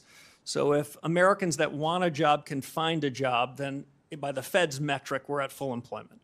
On the question of insurance premiums and the rest, when I look broadly across the economy, I would say when we look at healthcare, when we look at education, we look at housing, those prices have tended to go up more. In the less regulated parts of the economy, we've seen a downward structure, a downward change in prices, and we try to aggregate them the best we can. But I'm not exactly sure what your point is there, but I would just say that my point here is that rising home insurance rates caused by increasing extreme weather events, climate change, is another inflationary pressure that people in my state are dealing with. And this, of course, the reason I'm focusing on this is because I'm worried that because of the pressure that you are going to be under from the president to lower interest rates, that this inflationary pressure that my constituents are feeling is going to get worse and not better. And so I don't have time to ask my last question, but it is literally this. The president has said that he demands that the next Fed chair will lower interest rates. And I take him at his word at that, and that is what causes me such grave concern here. Thank you, Mr. Chair. Yes, ma'am. Senator Lummis. Thank you, Mr. Chairman. Welcome, Mr. Walsh, and congratulations on your nomination. And thanks for appearing before this committee, and taking both the positive questions and some of the hostility. I apologize for my colleague's behavior when it strays outside of decorum. My first question is about the balance sheet of the Fed. What is your view about the size of the balance sheet currently? Thank you, Senator. As we talked about in your office, the Fed balance sheet has played a particularly, I think, unhelpful role in helping the Fed achieve its dual mandate. The senator had just mentioned what she described as the increase for financial assets relative to real assets. Well, part of that is the Federal Reserve. The Fed is not blameless in that as it's grown the Fed's balance sheet, grown its imprimatur on the economy, those with financial assets have benefited from it. The reason why I prefer monetary policy to use interest rates as the dominant force is interest rates affect a far broader cross-section of the economy. Interest rates get in the cracks. If we were to cut rates, then broader number of people will benefit from it versus quantitative easing, which tends to move through financial assets first. Half of our fellow Americans don't own any financial assets, so they're wondering what's in it for them. Broadly speaking, Senator, on the balance sheet, I was involved in 2008 and 9 in response to the global financial crisis that Senator Warren referenced, and we used extraordinary measures and created a bigger balance sheet. But we agreed to do that only in the times of emergencies, only when interest rates were pinned to zero. The big balance sheet has become an ordinary recurring force, and I think has been quite unhelpful, and is part of the reason why the Fed is in the business of politics. Slowly and deliberatively, I believe we need a smaller central bank balance sheet. It took us 18 years to create this big balance sheet that's done quite a bit of harm, it strikes me, to the Fed's credibility. Working with the Treasury Secretary, we're going to have to find out a way in which we can take the balance sheet and make it smaller, because a large balance sheet where the Fed owns more outstanding debt than many parts of the financial markets, that's fiscal policy in disguise. Fed needs to get out of the fiscal business, focus on the monetary business, so the Fed can deliver on the remit you gave us. Thanks for that response, because some of us don't appreciate the connection between the size of the Fed's balance sheet and interest rates. With regard to interest rates, can you tell us a little bit about your conversations with President Trump about interest rates? Yeah, I don't want to put words in the president's mouth, but I think he has said loudly and clearly his view on interest rates. Don't think I'm breaking any news here. But I can tell you what I said, and what I said the president is what I've said to this committee and what I've frankly been writing about for more than a decade. Interest rates are the much better way to be using monetary policy than buying bonds and mortgages, some of which are issued from the United States Treasury Department. That is a confusion of roles. That leads to a set of mission creep. So interest rates are the dominant tool, and interest rates, as I mentioned, get in the cracks. My broad view on the conduct of policy from here is that too many Fed officials, past and present, opine in advance about where they think interest rates should be next meeting, next quarter, and next year. I think that's quite unhelpful. As we've heard today from many of your colleagues, we don't know the state of AI. We can't be certain about the state of geopolitics. The economy is going to change. You need central bankers that are humble, that are nimble, that are open-minded, that can react when we have good data, when events strike us. My broad view is that interest rates need to be forward-looking, need to be based on better data, and we should have a big, robust deliberation inside the FOMC. I tend to favor messier meetings than some, where people don't show up with rehearsed scripts, but we can have a good family fight. If the central bank has that good family fight, I think that they're going to make better decisions. And if they happen to make mistakes, they'll correct them sooner. So I'm not one for pre-deciding what interest rates should be. I never said to the president where I think rates should be. I never committed any such thing, and I wouldn't have even thought about doing so. Quick yes or no. Do you believe that digital assets should be incorporated into our financial industry so Americans have new investment opportunities and consumer protections? Senator, digital assets are already part of the fabric of our financial services industry in the United States, yes. Thanks, Mr. Walsh. Senator Warnock. Thank you, Brother Chair. Mr. Walsh, congratulations on your nomination, and I appreciated our time together in my office a few weeks ago. If confirmed, you will serve as chair of one of the most powerful economic institutions in the world. Decisions you make would move markets, affect Americans' retirement savings and ability to buy homes. It would influence the global economy. You currently serve as a lecturer at Stanford University. If you were to assign, if Professor Walsh were to assign a letter grade to the American economy today for the average working family, what grade would you assign? Senator, it was good to meet with you in your office. You know, in modern academic institutions, they give everybody A's, so it's not a fair comparison. Especially at elite universities, I know everyone gets perfect grades. Well, what grade would you give the economy? Well, if I gave a student anything other than an A, the dean would summon me to his office because I would have hurt his self-image. Well, the Americans that I talk to, particularly in the state of Georgia, who haven't had the benefit of attending some of these elite institutions, are trying to make their lives work. They're sitting around their kitchen tables trying to figure out how to put their kids through school. And regardless of how the markets are doing, consumer confidence is at a record low.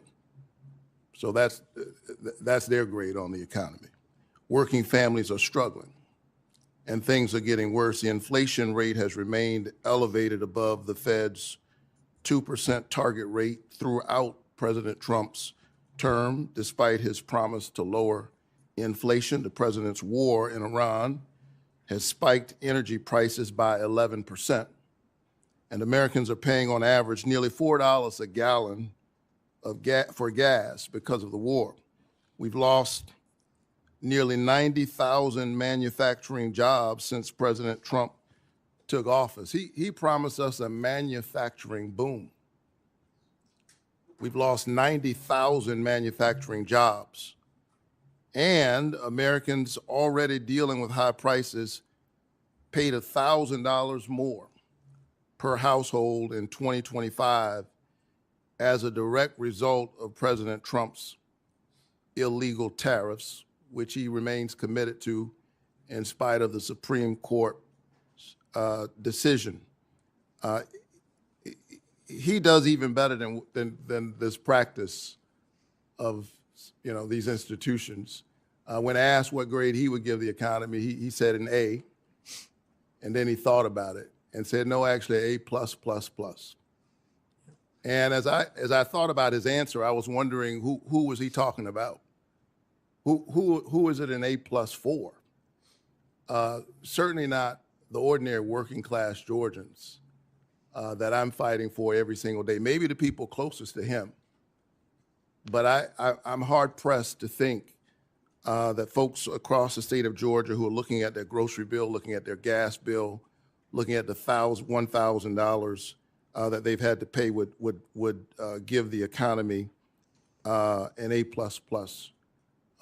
What are your thoughts? Senator, thank you.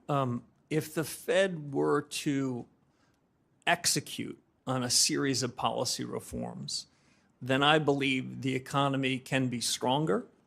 I believe inflation can be lower, and I believe real take-home pay can be higher. I think the Fed is not blameless for the divergence you described between those that have financial assets and those that don't.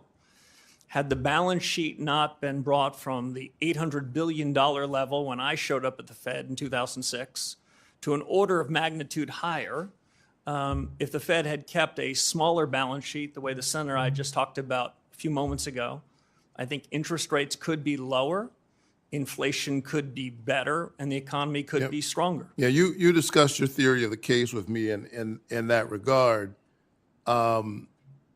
But I think you would agree that the recognition, I think implicit in your testimony is the recognition that this is not a A++ economy. In your economy, in your testimony, you note the importance of price stability and correctly note that inflation means people lose purchasing power, particularly harming low-income folks. But I also noticed your testimony did not really discuss the Fed's other mandate, and that's to maximize employment. Inflation is critically important, but if you don't have a job, you're in trouble. Do you view the Fed's mandate for maximizing employment as equally important to its price stability mandate? And are you concerned about weak job growth numbers? Before the nominee answers the question, the senator from the elite university, Morehouse, is out of time. So I appreciate the question, but we will have the answer submitted for the record. I know you wanted to attend Morehouse College. I'm sorry. Everybody wants to attend Morehouse, by the way, but I am a Charleston Southern buck. I appreciate it. Very happy about that. He couldn't get into Charleston Southern, but it's good you got in somewhere. This is good. If you can't get into Morehouse, go to Stanford. Everybody's got jokes up here, so we'll go to Senator Brett. Thank you, Mr. Chairman. Before I get started, I want to emphasize that transparency and accountability at the Fed are absolutely vital. The American people need to have trust in our government. We need to have trust in our government agencies, and that includes transparency and accountability at the Fed. So when we're talking about billions of dollars being spent on renovations, it's absolutely appropriate for Congress to ask questions. And it is absolutely appropriate for Congress to get answers.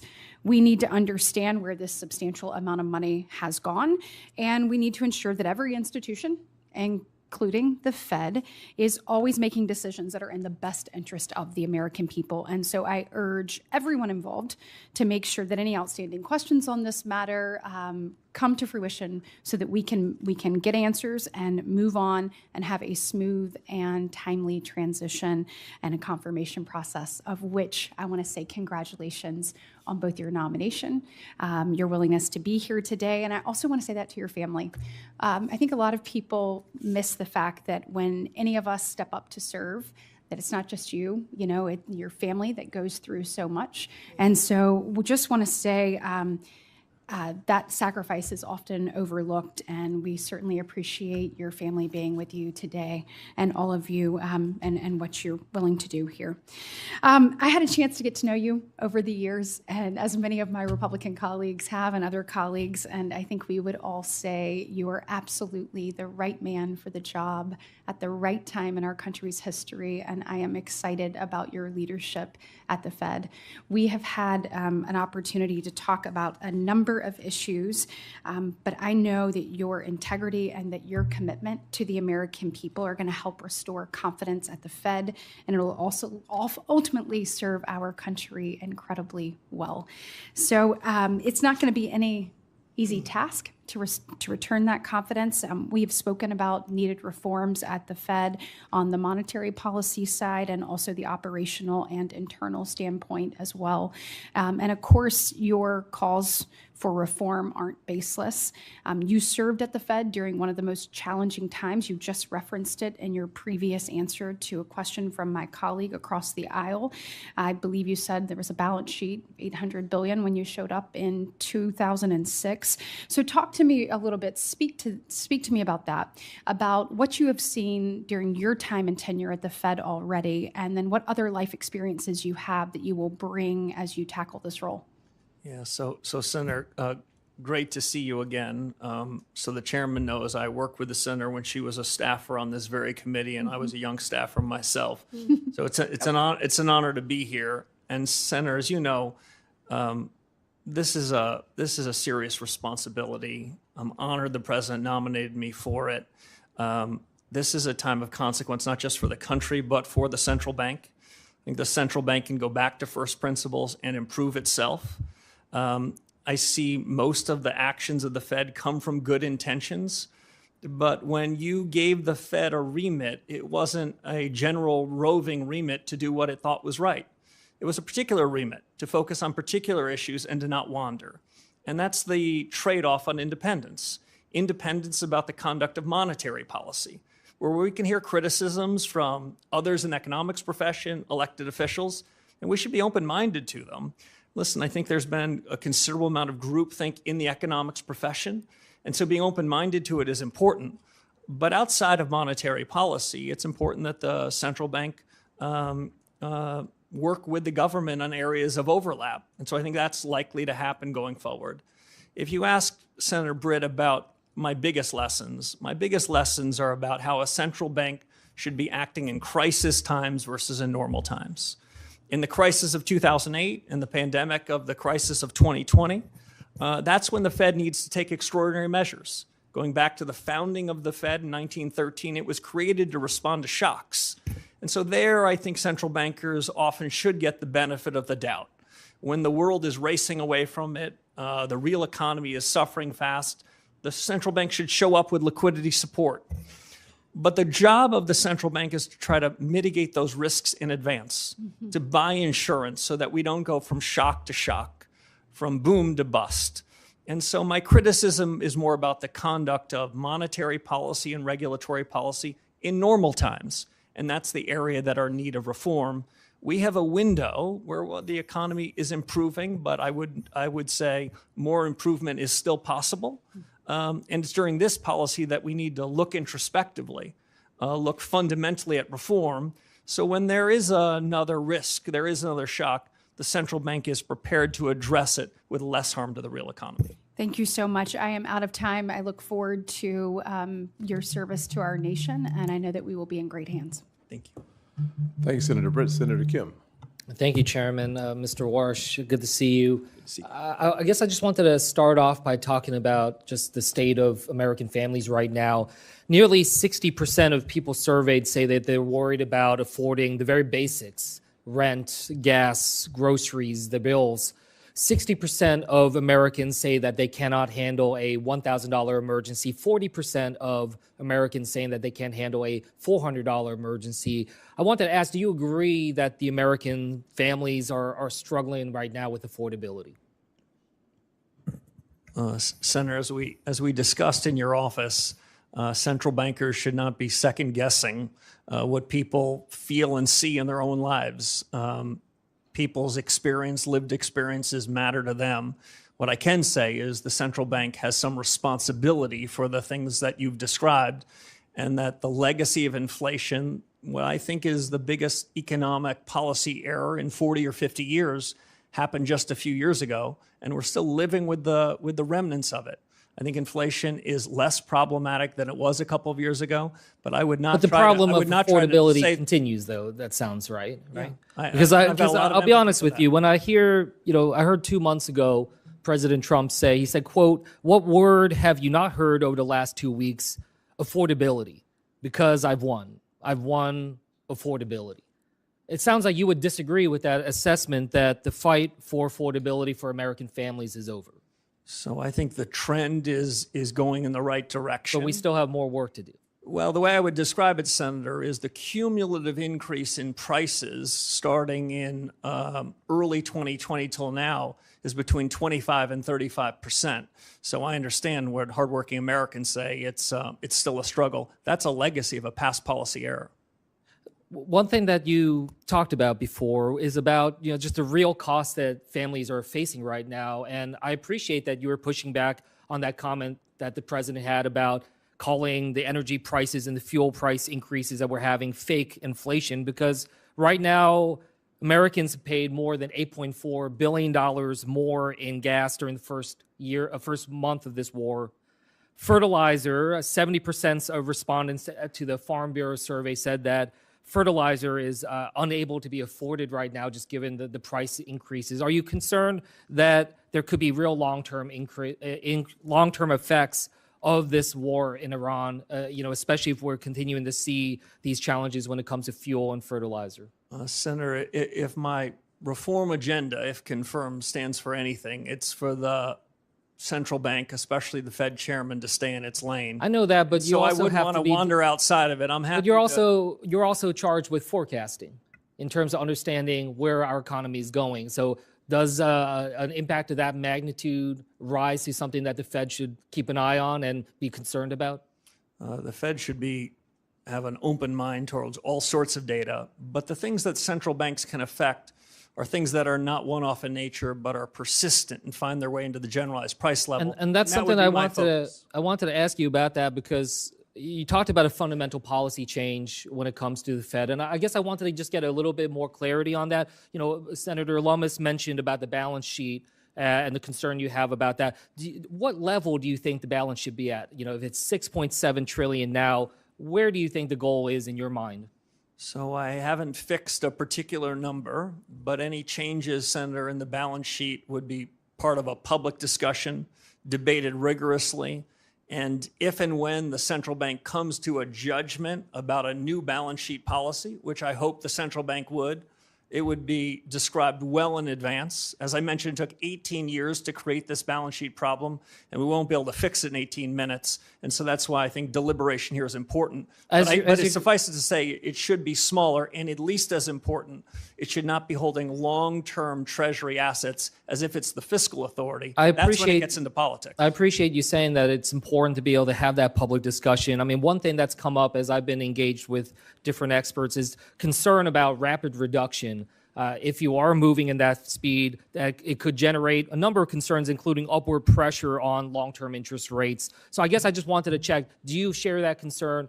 You know, as you are thinking about how to reduce it, do you also understand, though, that there are concerns about rapid reduction in the speed with which you're trying to go down? Yes, Senator, and that kind of regime change would have to be deliberate, well orchestrated, well choreographed, and well described so that unnecessary upset are not done to financial markets as we go to a policy regime change much more focused on interest rates. With that, I'll yield back. Thank you, sir. Senator Ricketts. Thank you, Mr. Chairman. Thank you, Mr. Walsh. It was great to see you in my office. Thanks for coming by.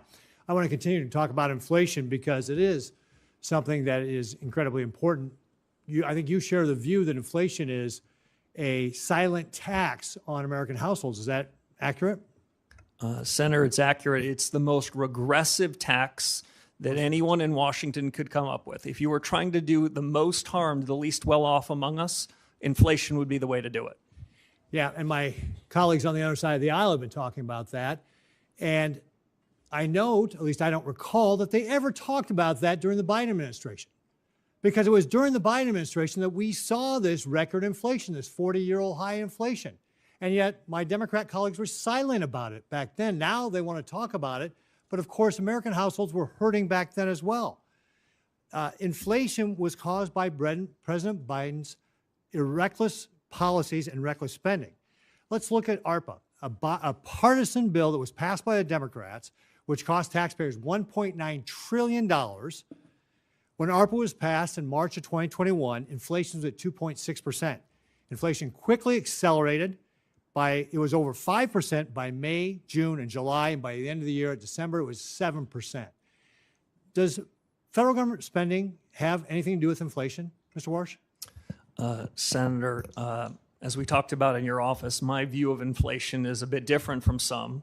I don't think inflation comes about when the economy grows too much or hardworking Americans get an increase in their wages. I think inflation comes about when the government prints too much, by which I mean the central bank, and broadly speaking, the government spends too much. And so we're spending too much money, and now we've been cleaning up their mess ever since. I will also note the Republicans have been taking efforts to reduce the deficit.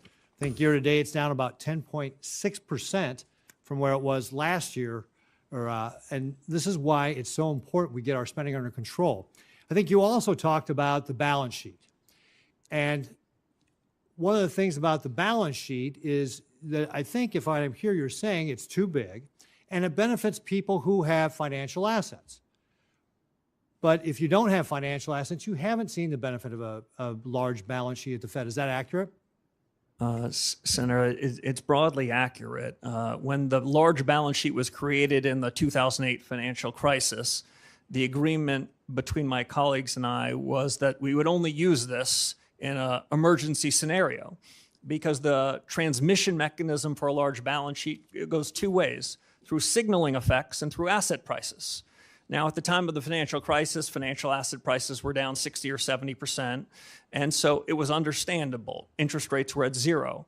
But in the ordinary course, the central bank, an independent body, should not be adopting a set of policies that have that kind of distributional consequence. That's why interest rates are a better way to be setting monetary policy. So if I don't want to put words in your mouth, but just what I hear you saying is let's reduce the size of the balance sheet because that benefits maybe half the American population. And then let's focus on interest rates and inflation so we can benefit all Americans. That if we take interest rates down, that benefits all Americans. You said it gets into the nooks and crannies. That if we get inflation under control, that is how we benefit all Americans. And the size of the balance sheet has only benefited some Americans. So what you're really about is trying to change a policy at the Fed that has really benefited under the last administration people who have lots of money, actually not just the last administration, the previous administrations, but you also want to make sure we get off of the inflation. I mean, during the Biden administration, we saw 4 years in a row of declining real wages for American households.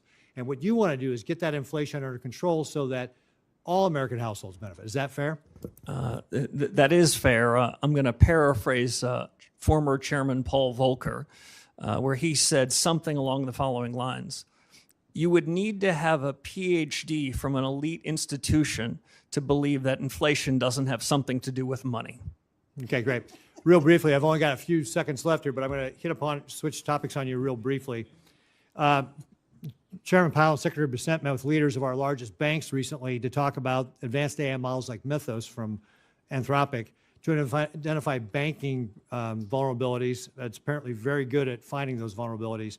When confirmed, what will you do to modernize the Federal Reserve's internal risk assessments, tabletop or scenario planning exercises to ensure that we can anticipate and defend against the type of emerging risks that potentially models like Mythos could present if used in the wrong hands? I have about 20 seconds to answer that. 20 seconds. Senator, a lot is the short answer. The 15-second answer beyond that is the pace of change in these technologies is accelerating. AI, which I think of really as American ingenuity, gives America a huge head start relative to our competitors around the world, but it's not without real risks and real challenges, and a forward-looking, reform-oriented central bank needs to be on the front end of it. Great. Thank you very much. I look forward to your leadership. Senator Gago. Thank you, Mr. Chair. How are you? In a 2019 interview with Bloomberg, you said monetary policy is important not for decision it makes, but for reasons it gives for the explanations. Mr. Walsh, the Federal Open Market Committees or that the Fed sets U.S. monetary policy through interest rate decisions at those meetings, do you commit to maintaining the current practice of holding a meeting at least once every 8 weeks, yes or no? Senator, by statute, as we talked about in your office, I believe the statute requires a minimum of 4 meetings, but 4 is not enough. So having more meetings than that is appropriate. But I've not even begun to look at the meeting schedules for 2027 and beyond, of course, subject to confirmation. Okay. So then do you commit to holding a press conference at least on the day of the FOMC meetings? Senator, right now press conferences are held periodically. If you ask me my true personal opinion, right now Fed chairs and other central bankers around the FOMC, they speak quite frequently. There is no lack of transparency. But I would say this, I think truth-seeking is more important than repetition. And if one has a press conference, one wants to deliver some important news. Perfect. So and I to would follow up on that, then, would you commit to taking questions at those press conferences? If a press conference were held, I think it would be incumbent to hear what the reporters of the day had in mind. Thank you. I'm glad, our personal meeting regarding this was very enlightening. Earlier today, you said to Senator Kennedy that President Trump never demanded you to cut interest rates in your job interview. Is that your sworn testimony? That is, Senator. Okay. Well, someone here is lying then, because it's either you or President Trump. Because in an interview with the Wall Street Journal of December 12th, President Trump confirmed that he pressed you on your commitment to support interest rates cuts. And I quote, during a 45-minute meeting with Walsh on Wednesday at the White House, the president pressed Walsh on whether he could trust him to support interest rate cuts if he were chosen to lead the central bank. According to people familiar with the meeting, Trump in the general interview confirmed that, repeating, Mr. Chairman, I'd like to enter for the record the Wall Street Journal article, December 12th. Trump says he's leaning towards Walsh or has it to lead the Fed. So, this brings up an issue of credibility at this point. Who's lying here? Is it you or the president? Because the president confirmed that he did ask you to cut interest rates. Senator, there's, of course, a third alternative. You cite a couple of reporters for a leading financial newspaper. I recall reading that story at the time. Did you issue a correction? I think those reporters either need better sources or better journalist standards. Did you ask for a correction? There are things in the newspaper, Senator, I see all the time that don't strike my ear as correct. So it is, in your opinion, that the president then is lying when he said he did not ask you? I can only repeat to you, Senator, what I said to several of your colleagues. So you did not.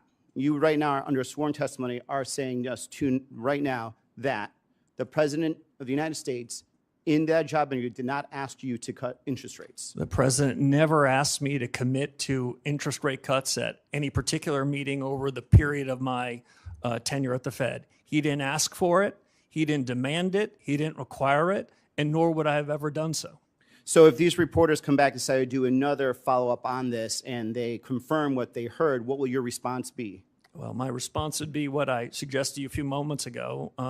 As I read that story in real time, I remember thinking they either need better journalistic standards or better sources.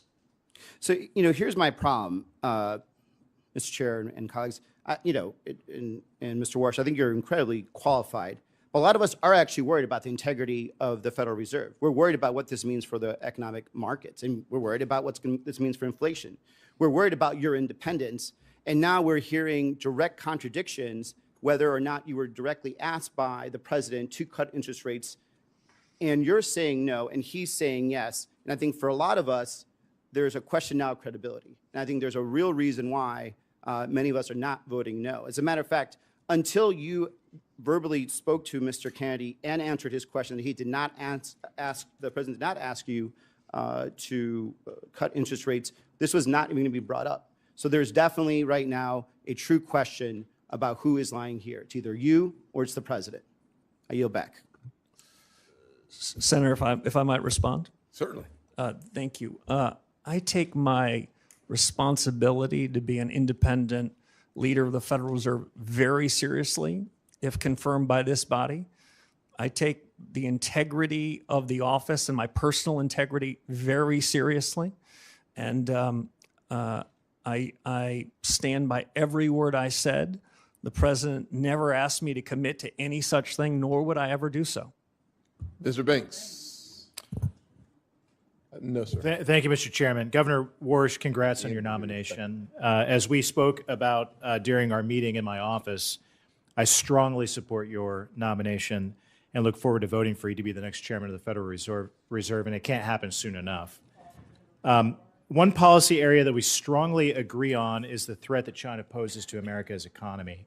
In fact, you've written publicly that China is deliberately positioning its financial system to rival U.S. leadership and actively working to elevate its currency on the global stage. Can you talk for a minute about how the Federal Reserve reinforces the strength of the U.S. dollar as the world's reserve currency in the face of that challenge? Sure. Senator, it's great to see you again. We talked about some of these issues of the G2 rivalry, the rivalry between the U.S. and China in your office. If confirmed as chairman of the Federal Reserve, I will then have to say that it's the Treasury Secretary's business to talk about the dollar. It's the Fed chairman's business to talk about interest rates. But I think I can say this quite comfortably. The dollar is the linchpin of the global economy. The United States and the Federal Reserve is a beneficiary of the strength of the dollar. The U.S. financial system is the most important financial system in the world, and the central bank's been charged with really important responsibilities in overseeing it and supervising it. There are risks to the U.S. position in the world, including economic. The economic statecraft agenda led by Secretary Bessent and Secretary Rubio is an important one. On that, the Fed will play a supporting role in ensuring that the financial system is as safe as it can be, and work with them, because it's outside of the conduct of monetary policy, to ensure the U.S. is on its front foot and in a position of strength during this period of rivalry between the U.S. and another nation around the world. What are some of those? I understand the role of the Treasury Department versus the Fed, but what are the most important steps that the Fed can take to reinforce confidence in the U.S. dollar? Deliver stable prices, Senator. Deliver an economy that improves from here even further, where real take-home pay moves up, where inflation falls and the U.S. economic growth potential is the best in the world. I mentioned earlier, Senator, something that I really do believe. AI is a testament to American ingenuity. The United States is the best positioned country in the world to take advantage of it so that the U.S. economy, U.S. workers benefit from it. That the U.S. is in a better position than anyone else, but it's filled with challenges, geopolitical challenges, technology challenges. So the sooner that we can hit the ground running on reform agenda, the better. You wrote in an op-ed in 2021 in the Wall Street Journal that I recommend everyone reads. It's one of the reasons that I wholeheartedly support you, because of what it says a lot about you in this op-ed. But you talked about how the PRC is actively promoting its digital yuan currency with the explicit goal of creating an alternative payment system that sidesteps U.S. sanctions. You've been very clear that China's not playing by the rules. China is buying over 80% of Iran's sanctioned oil in Chinese currency through Chinese banks, completely outside SWIFT. The Iranian government says it is charging ships to transit the Strait of Hormuz and collects payments via crypto and Chinese currency. What tools does the Federal Reserve have to defend the dollar's role as countries route payments through the Chinese financial systems to do business with Iran and other adversaries? Yeah, Senator, thank you. As we talked about before, monetary policy is independent. But outside of monetary policy, the Federal Reserve can be working hand in hand with the rest of the government. The Federal Reserve is independent inside of government, not independent of government. What the U.S. can do with respect to the dollar is have a more robust payment system. The Fed has a number of payment systems that most financial participants in the world use. I would say they all are in need of substantial reform. There's a system called Fed Now, which some describe as Fed Yesterday. There's a series of new technologies that the Fed needs to oversee and needs to architect so that the payment system in the U.S. is the safest, most efficient, most capable in the world.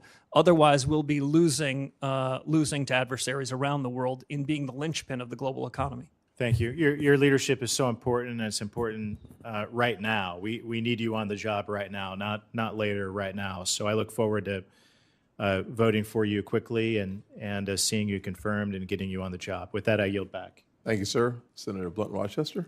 Thank you, Mr. Chairman Yes, and ma'am. Ranking Member Warren.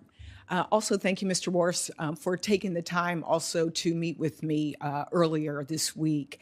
I share many of the concerns of different committee members about us kind of putting the cart before the horse. And in one regard, it is the whole issue of independence of the Fed. And I know you have made commitments both in your testimony and here today with us in the process of watching the president try to fire Chairman Powell as well as Governor Lisa Cook. It really raises a lot of red flags for us. Even Justice Kavanaugh said that no president has fired a sitting governor in the 112-year history of the Fed, which was structured to be independent of day-to-day politics, and that it would weaken, if not shatter, the independence of the Federal Reserve. There are a lot of questions here today as well about both ethics and whether or not all the paperwork is in, and even Senator Warren's question about, selling of the assets and whether they will be transparent is something that's important, again, to ensure confidence. And so I shared some of those concerns with you in person when we met, and I share them here for the record. I did have a question. I want to focus on AI, but I did have a question beforehand that I wanted to clarify. You mentioned your desire for reform as well as regime change at the Fed. Could you just clarify, you didn't mean removing the regional bank presidents whose 5-year terms were just restated and re-upped in December? Senator, I meant policy regime change. Got it. So for the record, we're not looking at regime change for those 12 board presidents. I want to jump to AI because it's probably one of the #1 issues that I hear about in my state. I'm former Secretary of Labor in Delaware. This is something that I asked Chair Powell when he was here as well about. A lot has happened in a year.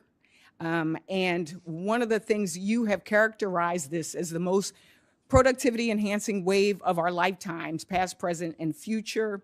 You have described it as structurally disinflationary, and that central bankers must make a bet. I'm in the camp with Senator Kennedy. I'm concerned about us making a bet on something that we know. You've said it, Chairman Powell said it. We don't have the data to even understand yet. And so my first question is, what happens for policy if that surge doesn't materialize as expected? Yeah. So, Senator, I enjoyed our discussion. I think the essential elements of a new policy for the Federal Reserve is to get access to better data and to dig deeper into the productivity possibilities that can come out of this new investment wave. Today we call it artificial intelligence. 2 years from now we're going to call it business CapEx, and 3 years from now we're going to call it just ordinary business. I think it has two important effects on the conduct of policy. I don't claim to have perfect knowledge of how any of these are going to go, but I do have an intuition the pace of change is accelerating. I'm sorry, Senator, go ahead. I was just going to ask, how much of your view on interest rates depends on those productivity gains showing up quickly?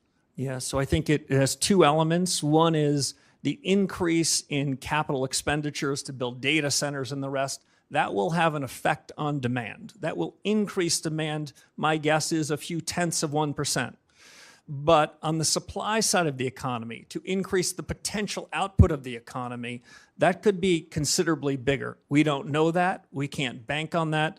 But considerable work needs to be done by the Federal Reserve in evaluating this productivity wave. As I said before, monetary policy works with long and variable lags. So you have to make some informed judgments. And unlike other people in office, if the judgments are wrong, you've got to call the flag on yourself and correct them. Well, I think there's been a lot of conversation here about concerns that in your record, in your history, you have been hawkish on inflation rates and keeping them low. And now we're looking at AI. What I don't want to see is us use AI as an excuse. Yes. For making good policy. Too much depends on it. Too many families' lives depend on it. And in our conversation, I also talked about the fact that I know Wall Street is going to be okay, but who we're concerned about as well is Main Street. Yeah. Thank you. I yield back. Thank you, Senator. Senator Kramer, you are recognized. Thank you, Mr. Chairman. Thank you, Mr. Walsh, for being here. Thanks for stepping in the gap. Thank you. In fact, I'm a little bit curious as to why you even want to do this. I'm thinking, I don't know. I don't know. Anyway, congratulations on the choice. By the way, with regard to independence, real quickly, I find it curious. In fact, I've often found curious that people expect somebody who's appointed by an elected official has to be confirmed by 100 other elected officials would somehow not have a philosophy.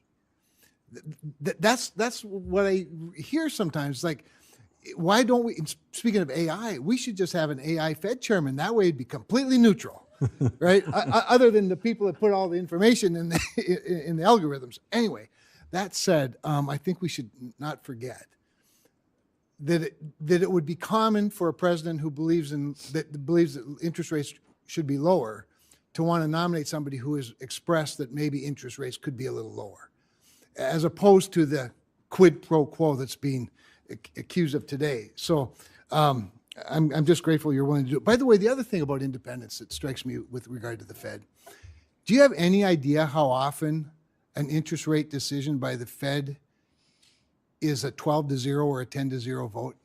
Do you have a sense of it? I do, Senator. I'd say over the last 15 years, decisions have been unanimous or near unanimous. As I said to one of your colleagues earlier, I prefer clean memos and messier meetings, and there's nothing wrong with a divergence of opinion. These are very hard calls. Thank you. I don't know when diversity became a bad thing in a room of thinkers, particularly with staggered terms. The other thing, none of this was in my mind that long ago, but the other thing that strikes me is You do have a lot of experience. This is your 20th anniversary, or at least your second anniversary. Have your thoughts changed much or evolved over those 20 years of experience in various categories, areas, not to mention your research and your intellectual and academic writings? I mean, have you evolved a little bit? Absolutely. I'll make 3 points if I can. One is it is essential for the chair of this organization to be open-minded to new ideas. The world is moving fast. The mistake that's common in the economics profession, which Secretary Schultz once described to me when I was telling him that I was thinking about pursuing further studies, he said, it's fine to get a PhD, but make sure that's not the last day you were learning. Too many people in the profession go back to what they learned 30 or 40 years ago. We've got to be open-minded. The world's changing and the facts are changing. To the characterization I heard from some of your colleagues about did my opinions change? My opinions change when the facts change. When interest rates are at zero and the balance sheet is growing and the economy is booming, well, relative to that, I will say I sounded hawkish. In 2018, when the Federal Reserve pushed to raise rates into a financial market meltdown and economic weakening, I said that was a mistake. That was dovish. I expect to have a divergence of views based on the facts on the ground. And if I could just answer one other question you asked about why I want to do this job, I would say I've lived the American dream. I've been the luckiest, most blessed, fortunate person with the greatest teachers. I was a kid from upstate New York in public schools, and I had an opportunity to serve after 9/11. I was walking with a friend of mine who happens to be in this room away from a building near the site of the tragedy. I was walking up Fifth Avenue, and I thought to myself, what am I doing? And so I committed myself to public service then. I did 10 and a half years of public service. I've been grateful for 15 years in the private sector where I've been able to practice my discipline, think anew about things, and the call to service struck again. I'm honored to serve if this body will confirm me. Excellent. You know, I do find it curious that so many people seem to be hung up on the fact that you've been successful even while doing in between bouts of public service, probably a better way to put it. I'm not wealthy, never have been wealthy, and I'm not sure I have much potential to be wealthy, but I have nothing against people who are. That said, real quickly, I do want to talk a little bit about debanking. That hasn't been talked about a whole lot, but speaking of institutions that are dug in, I think there's out of the 22,000 people, there are a lot of them that sort of still believe that reputational risk should be a factor, that reputational risk could be based on out of favor industries. Can you give me a sense of how you plan to attack that, if you will? Politics have no place, not just in monetary policy, but in supervision and regulation. Yes. If central bankers should stand for anything, it's to resist fads, resist trends, call balls and strikes. That's exactly what I would intend to do. I lean hard yes, Mr. Chairman. Thank you, sir. Senator Alsobrooks. Thank you. Good afternoon, Mr. Walsh. And thank you for meeting with me last week. In August of 2025, President Trump tried to fire Fed Governor Lisa Cook for unsubstantiated allegations widely believed to be politically motivated. Thankfully, both a federal district court and the D.C. Circuit Court of Appeals ruled in favor of Governor Cook, preventing her from being fired while the investigation proceeds. This is a landmark test for independence. Now, Supreme Court Justice Brett Kavanaugh said allowing Cook's firing to go forward would weaken, if not shatter, the independence of the Federal Reserve. So I would like to ask you, will you commit to defending Governor Cook's tenure as Chairman Powell has done? Senator, it was a pleasure to meet you in your office and spend time with you. As I said to you then, I'll repeat here to the broader committee. If I stand for anything, it's the Fed should stay in its lane. As I understand that matter, it's pending before the United States Supreme Court. I think it's inappropriate for me to weigh in on that, especially because in the event that I am confirmed, I could be a party to that matter.